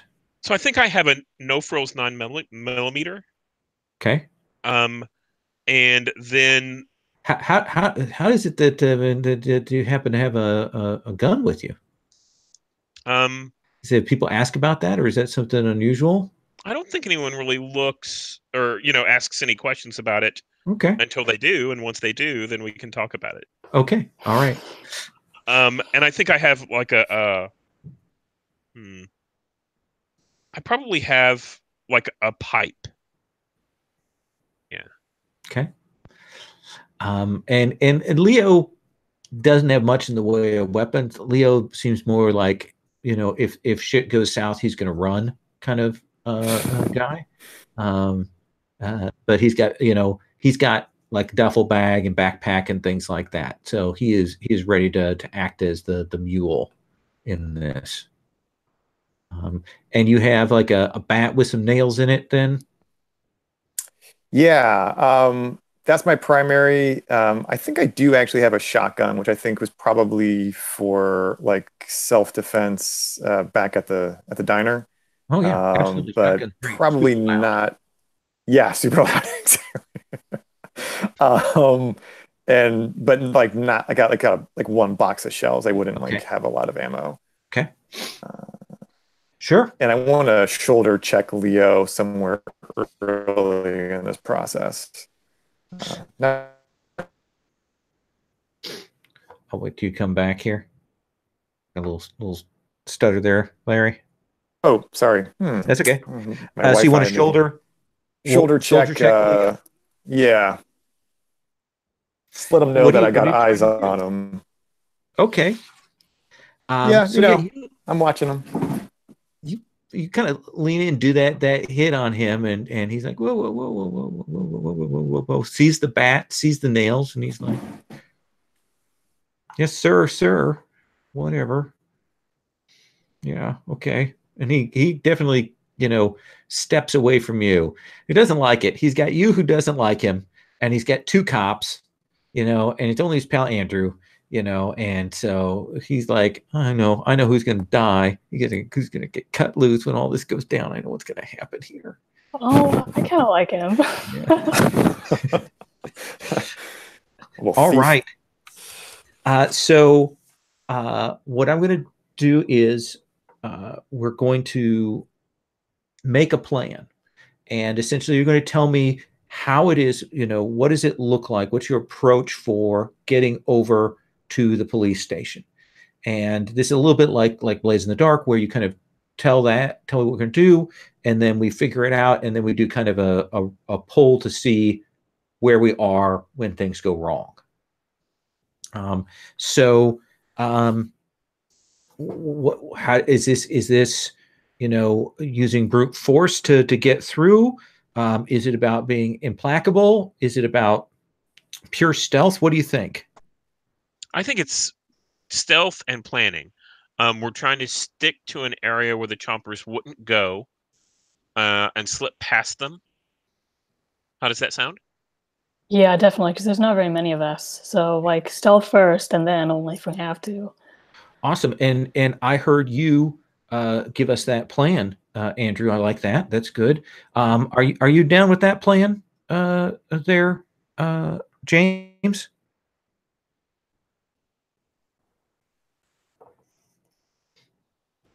Oh, he's doing that poor stutter thing.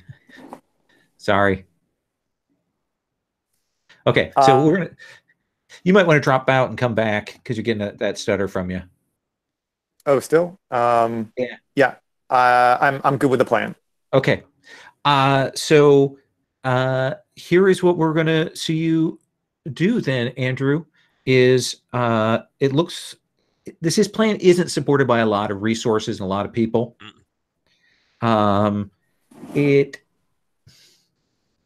don't think we're talking about current information. Karen knows the police station, but she has no idea what the sitch is getting over to it right now. However, it's good because no one disagrees with the plan. Everyone is on board. So I think that you're going to be just pulling with survival then, Andrew. Okay.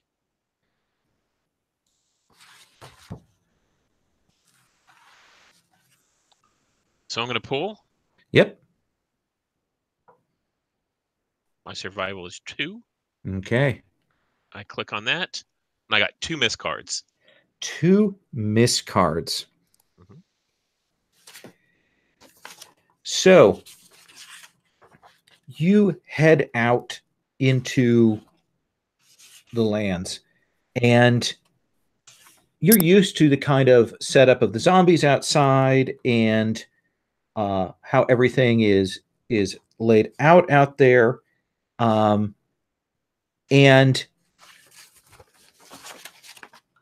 here's the thing. There are a lot more zombies out here than usual.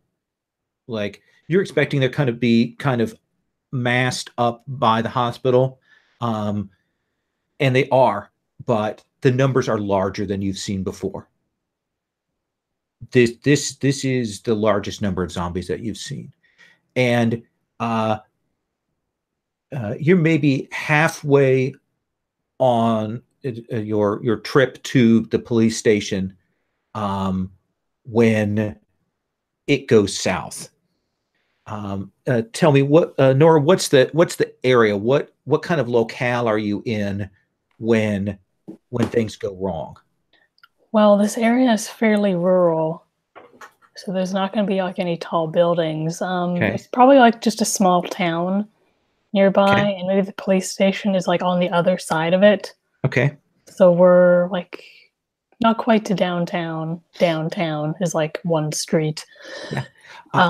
Yeah. You're down there in that one street, and as you are kind of coming along one of these areas, trying to keep low, staying on the sidewalks, kind of moving, keep your stuff. The sort of storefront that you're passing by, this pizza place, like a local place that probably all of you have eaten at from one time or another, it explodes out. Like the front glass and windows come open, and this swarm of zombies pours like right out onto you five with no warning. And we'll come back to you in just a little bit. So Bill, what is it that you're trying to accomplish while some of these other people who have a little bit of pull are out of the building? I think I'm still going on about my mission of taking a helicopter to the power plant. So I'm kind of going around, and I probably know a couple of former Air Force vets that might know something about helicopters. I probably use them as like PR stunts. Well, we know that there is a pilot, and we know that at least right now it's sort of under the it's the hospital administrator that kind of has right now at least final say on what goes on, and probably the cops as well. There's probably a little bit of a split of authority there. So are you thinking maybe trying to find someone else who's outside of that loop to use? No, I think I would go through the administrator. Okay. So she has an office. It's a private office because it's like right by the cafeteria. She's got that set up there. And Cindy, there may be like at least one other hospital staff person who's in there with her, and she'll say, Representative Bertelson, how can we help you this morning? She kind of smooths her desk, like you had an appointment, and she's here, in her creaky chair. Well, Ms. Sidney, me and my aides were, trying to formulate such as a plan. We did let some of the folks go recently, and trying to go after some security. And, I worry about them, and that police station that they were heading toward happens to be on the way to a power plant. So, I was thinking we could probably go and rescue them. And then, if they were in such as any trouble, and if not, they could probably help us out at the power plant. And all we would need is just to borrow the helicopter. Well, as you know, Representative, we're very, very tight on fuel. Yes, we have enough fuel to get out to the power plant one more time, but at some point we're going to have to seriously figure out about gathering more fuel and so on. So what you're asking for is a serious commitment of resources. Yes, but if we are able to secure that power plant, it would do quite a lot of good for the folks here. Well, for a few weeks, certainly. Well, for a few weeks, or maybe we are able to secure that power plant. Are you talking about leaving people out there to keep it running? Well, it all depends on how our group earlier did. If we get the right amount of security, we certainly could. Let's have you draw soul. I think you're asking an NPC for help here. Okay. So that'll be a 4. Ooh, look at you, all soulful. So yeah, I have a triumph. She'll say, there are a few grumblers amongst the hospital population. Certainly, if we were to set them up at the power plant, a nice, secure place for them, I'm sure. Of course. With a few resources, and then they could keep it running for longer than just a few weeks. Exactly. And we all benefit. You know, there are some, some isolationists among us. You know, people that just want to go off and do their own thing. And we can let them do their own thing over there. Absolutely, absolutely. Well, if you can figure that out and get some of those folks together, get us a short list of disreputables that we're going to relocate. Certainly, we could make those arrangements. I think that sounds like a plan. We're on the same page, you and I. Absolutely, absolutely. You will have to clear it with the sergeant, I assume. Oh, of course, of course. No, I would never step around the sergeant's bounds. Lieutenant. Lieutenant Sergeant. Yes, well, certainly. I do think that Leo fellow definitely needs to go. Yeah, I've been worrying about him. You know, maybe that he is bringing in more baggage than he's taking away, if you know what I mean. Absolutely, absolutely. Good, good. And she seems pleased with how this meeting went. She picks up some papers that have nothing to do with this, but she does this thing like to signal that the meeting is over, kind of thing. Yeah. So I'm just gonna get up and walk out. That looks good. Looks like you've got the chip that you need. You know how to work these people. How do I reshuffle these cards back in? Oh, what I'll do is I will recall them. Gotcha. And then I will shuffle. And then I don't know if how the revealing goes, but I wanted to reveal that I'm a psychiatrist. Ooh, interesting. And what does that do? By telling somebody else that I'm worried about someone's stability. Okay. Is the reveal? Yeah, I think that you certainly were talking that way to the administrator.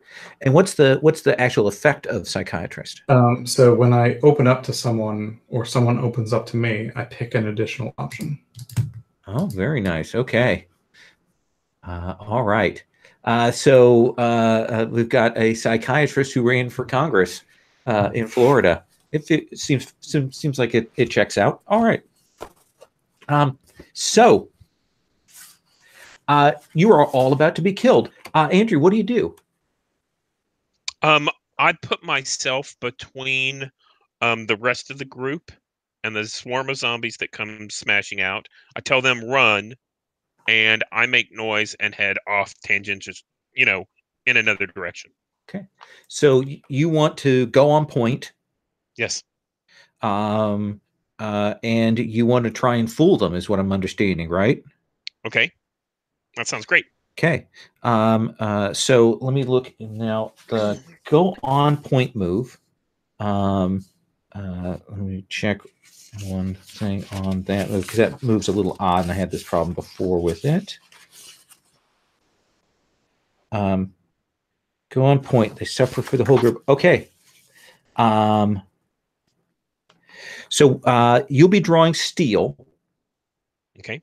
And then our other PCs, Nora and James, have the option of drawing a card from the bite deck. If they do, then they'll give you an additional card towards the zombie move. That's the only way that they can help. And what does that mean for us? What it means is you're going to draw from the bite deck. And of the 16 cards in there, there's one bite, there's some escalations, and there's a few safes in there.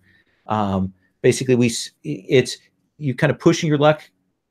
Maybe the situation will get worse, maybe it'll get better, but you're helping him draw off these zombies at a risk to yourself. You don't have to. What is your steal right now, Andrew? It's 3. He's a pretty good steal, so you could just leave him on his own there. Yeah. I want to get Hobbs and James out to safety more than I want to get him to safety. So okay, thank you. But James, are you drawing a card from the bite deck to provide assistance? I'm trying to think like how this would look like in the fiction. Like if I were to draw a bite card, then like I would sort of be trying to like distract the chompers as well in a way. Yeah, like rather than just running, full pell-mell, you're taking a few swings to give him a little bit of backup before you take off. All right, let's do it. Okay. I'll draw 1. Okay, so you can draw the top card of the bite deck. Let's see if this is actually going to work. Okay. So just do 1, I guess. Yeah, you can draw. Okay. What'd I get? So you can. How do I look at it? You can put that card I got on. Threat, as it says. Yeah. Can you drop that on the table? Can you pull it and drop it on the table? Perhaps. Yes. Yeah. There we go. Okay. All right. So, I think that yes, you stop to give him aid, but that bat that you worked so long on, it goes up and it gets jammed into the head of the first zombie that you hit. Like you put too many nails in it, and you sink it into that skull, and it goes in, and you're going to try to pull it back out, and it does not give, and you're like, guess I don't have a bat anymore, and let go. And you're sort of at the last as the group takes off down the street. Meanwhile, we're going to see what happens as you try to draw your steal here. Okay, so I draw 3 for my steal and 1 extra. Yep. Okay. What is your best result? Okay. Can you see my results? No. Okay, so I don't. Okay, so I got edge, miss. I got 2 edges and 2 misses. Okay. So my best result is an edge. All right. So you will be able. That 3 or 4 cards you drew? I thought you were supposed to draw 4. Drew 4. Oh, you did draw. Okay, Yeah. sorry. So let me recall those and shuffle. So on an edge with a Fool the Dead, on a hit, your efforts to mislead them work. You get to choose one of the results, one of the effects there on the Fool the Dead. Your deception is brief or incomplete. You attract more zombies, or you mark stress or draw a bite card, your choice. So I think the deception is brief or incomplete. Okay, so this is just going to happen for a moment. You will get them just a momentary break. So there's still more threat to these zombies as you're going to be moving along. But you do tell me what that looks like. Yeah. So basically, what this looks like is I tell them to go, and the bat gets stuck as they head out. I head off in another direction, like around the building, making some noise, like trailing that pipe against the side of the building. And I think they start to swarm around the side of that building. Luckily, I see at the far end that there's an opening to this alleyway, and I cross around that side and then circle around to try and catch back up with everyone. Oh, I like that. I like that. And then because you rolled an edge, I get to pick one, and I'm going to have you draw a bite card. Okay.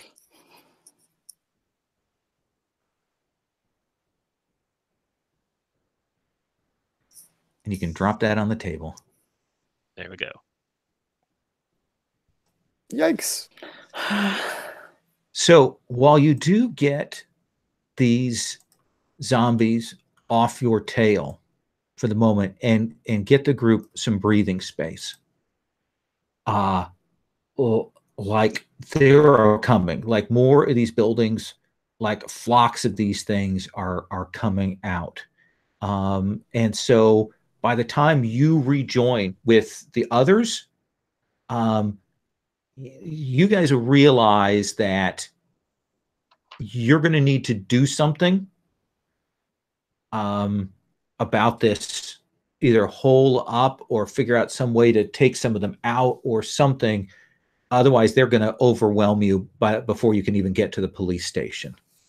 So, Nora, let's come to you and let me ask you how you think that you want to approach this.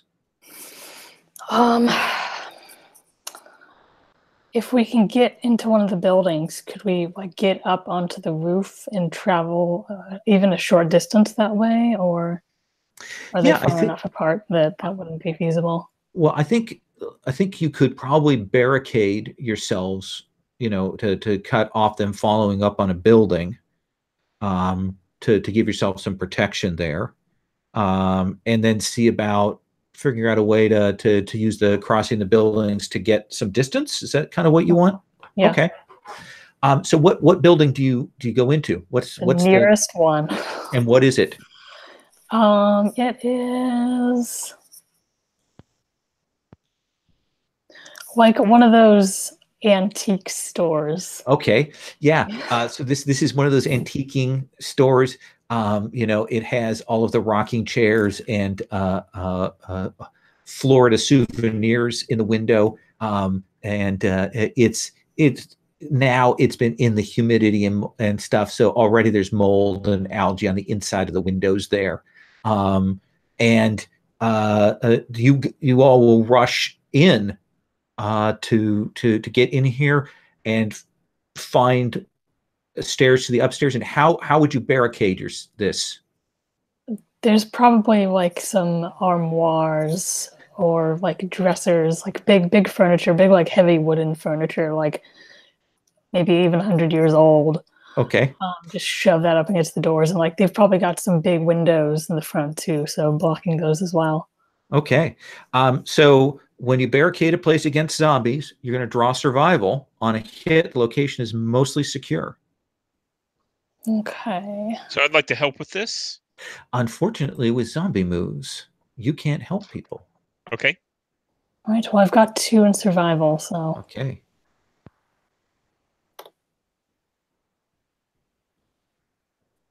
Miss and an edge. An edge.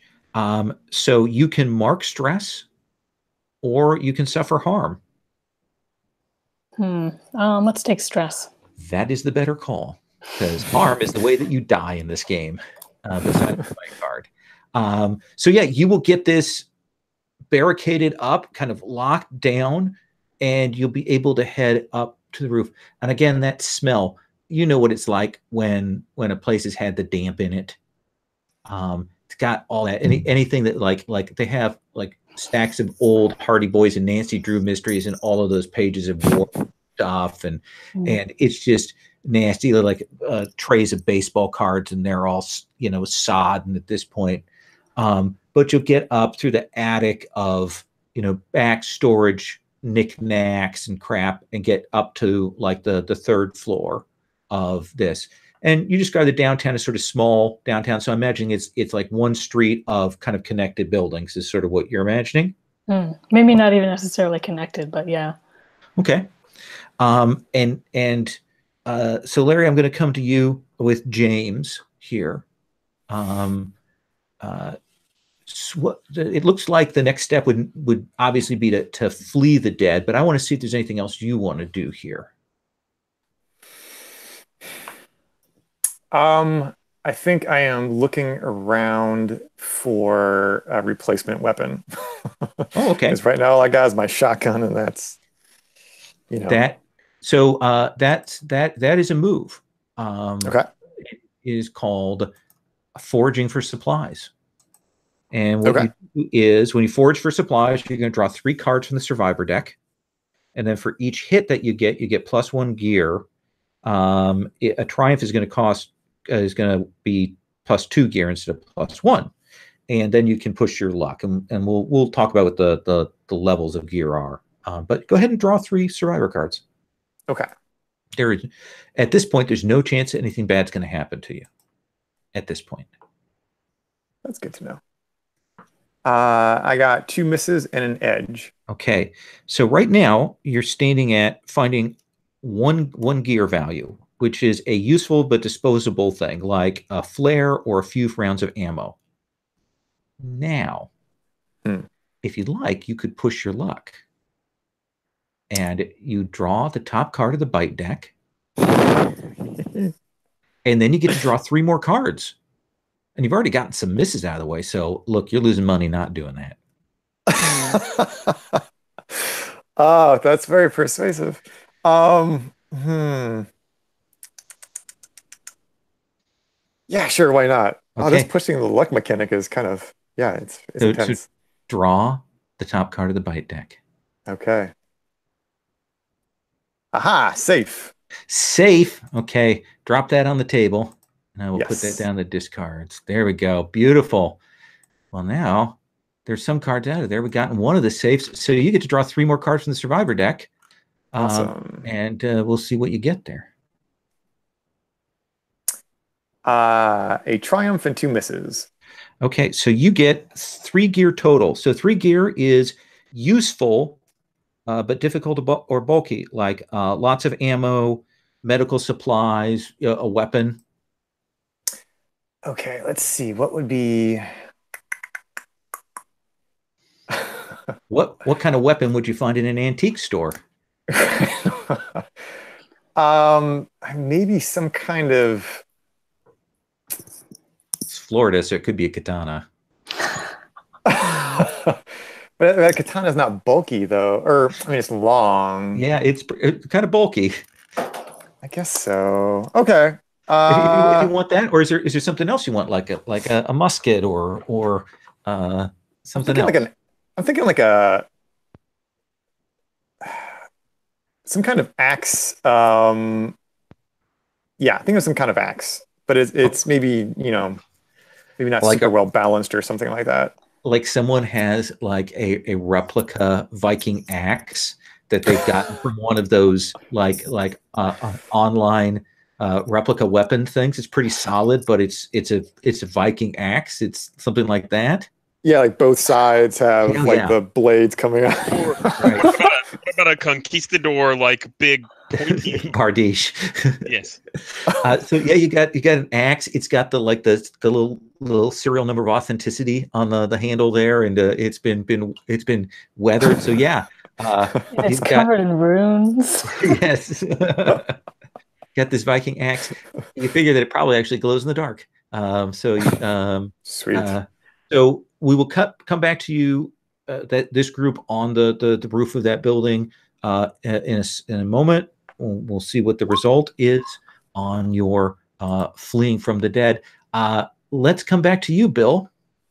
You've got the first stage of your plan to go and get the chopper in place. What's the next step?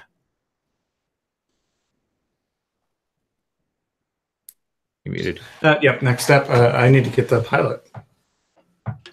And who is the pilot?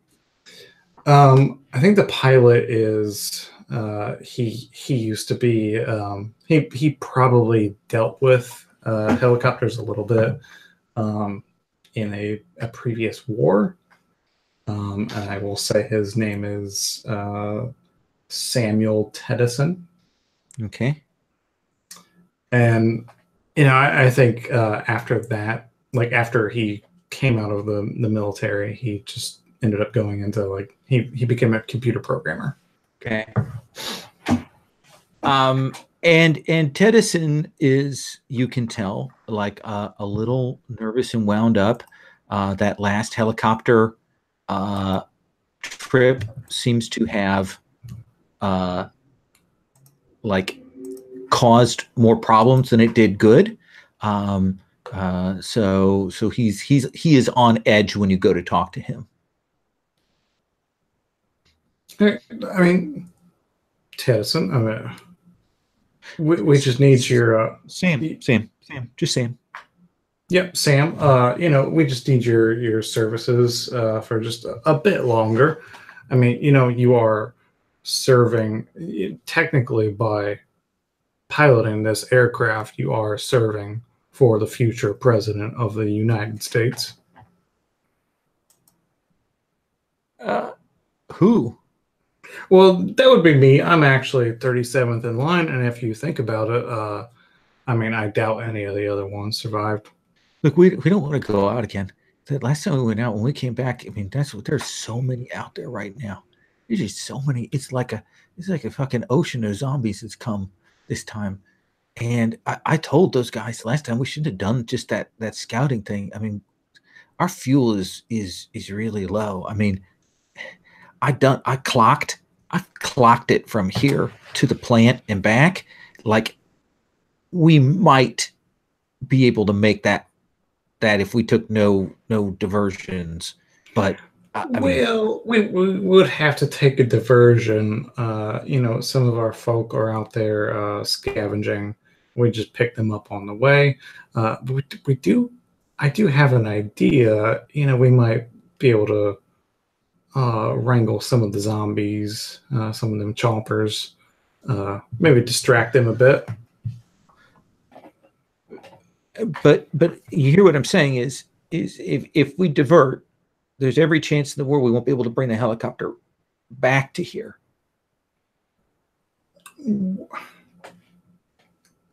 Well, when you say every chance in the world, or do you mean every chance in the world, or do you mean, you know, talk to me private. How much fuel do we got? All right, let's have you draw soul. Okay, from the survivor deck, right? Yep. 4 cards. So my best one is an opportunity, and yeah, I'll go and mark a stress. Okay. He's like, I mean, it's really tight. It's really tight.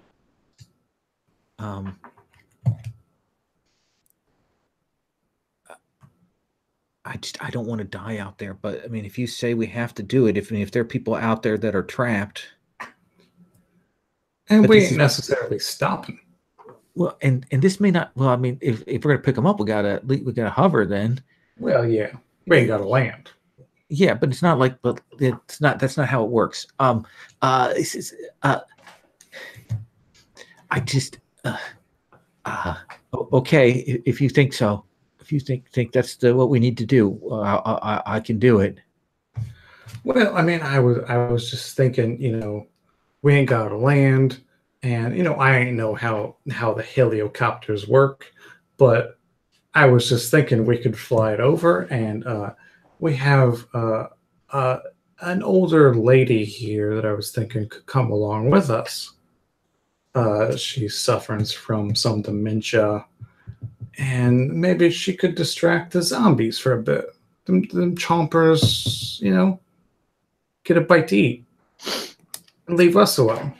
So he was pretty good. I think he was on board for your whole flight helicopter thing. And you see him stop and he'll go, I'm sorry, what did you just say?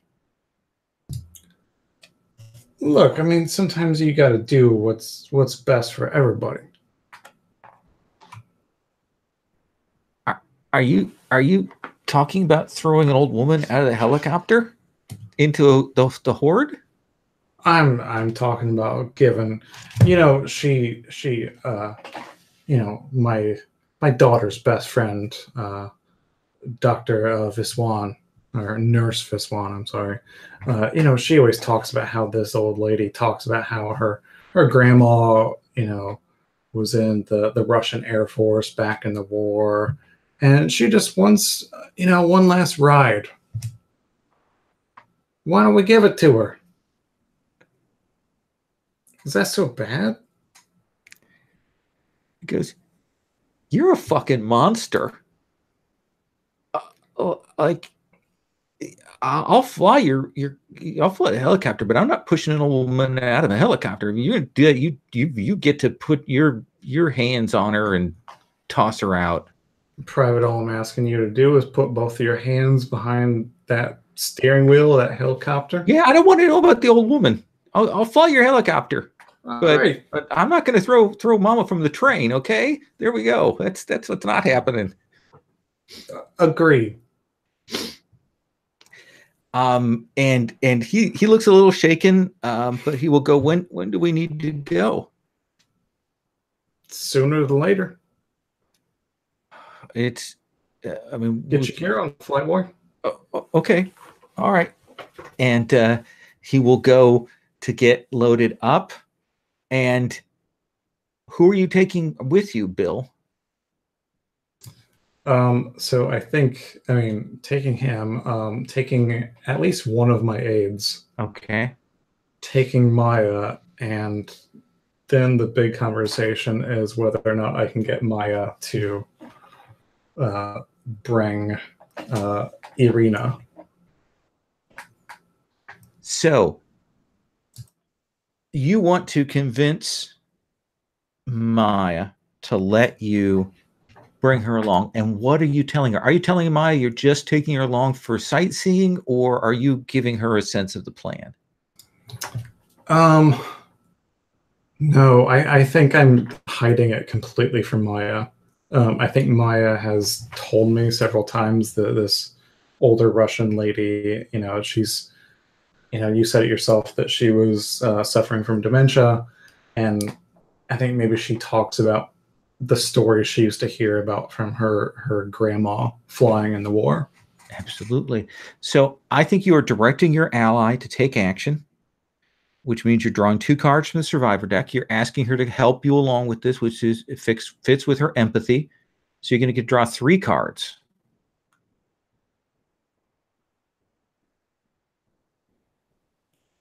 What is your best result? That is a triumph. That is a triumph. Okay. She's like, oh, that's so generous. That's wow. I mean, I'm Mr. Bertelson. I mean, you mean taking this old woman along on this? I mean, it seems frivolous, but I think it will mean the world to her, and it might help her, like, center herself. Well, darling, I always say that the best PR starts before you're popular. You got to relate with the public before you can become popular. And she seems excited by this. She seems super excited to bring this old woman along, and she goes to make arrangements to have her come up to where the helipad is and get the pilot set, and you guys are up there. The aide is with you, and I assume you've given him the he knows what's up. Okay. Yeah, I mean, and I think I put that on him probably. All right. Yeah, I can do it. Oh yeah, I'll do it, sir. Yeah, absolutely. Yeah, anything for our country. Yeah, absolutely. Yeah. Okay. I'm going to cut away from that horror show. Back to the 3 of you. And now the question is about you traveling and fleeing the dead here, sort of using the rooftop and stuff to get away and close that final distance to the police station. Who would like to draw this draw? It is a survival poll for the Flee the Dead. Andrew, Nora, James. Nora's muted, so I think she's saying, no, I don't want to do that. Since someone else, or since I barricaded the room, can someone else take this one? Yeah, I'll do that. Okay. Andrew, do you want to lead by taking the point, or are we just doing a standard sort of Flee the Dead pull here? So go on point means that they could draw bite cards. If they get a bite card, they get bitten. Oh yeah. Okay. So what here's what it is the go on point result isolates the harm to you. Mm-hmm. Whereas the Flee the Dead kind of makes the harm sort of group determined. I see. But it's up to you. Probably makes sense just to do the standard Flee the Dead here. So I'll go on point, and I think what this looks like is I pull out this. We get up to the top, and we see this old board that I can set between this building and the next building to get across. Okay. But I don't know if it'll hold. So I'm going to step out on it, and if they don't want to draw, they don't have to. Okay. Nora, do you want to draw a bite card? Let's see how this goes. Okay. And then Larry, do you want to draw a bite card? Hmm. Don't have to. I'm going to say no this time. All right. So, Stephen, if I could have you draw your survival. Okay, that's 2 cards. Yep. I've drawn them. Okay, and I'm going to drop them. I got 2 edges. Got 2 edges. Okay. So on a Flee the Dead, you are going to escape, and you get to choose one of those results there.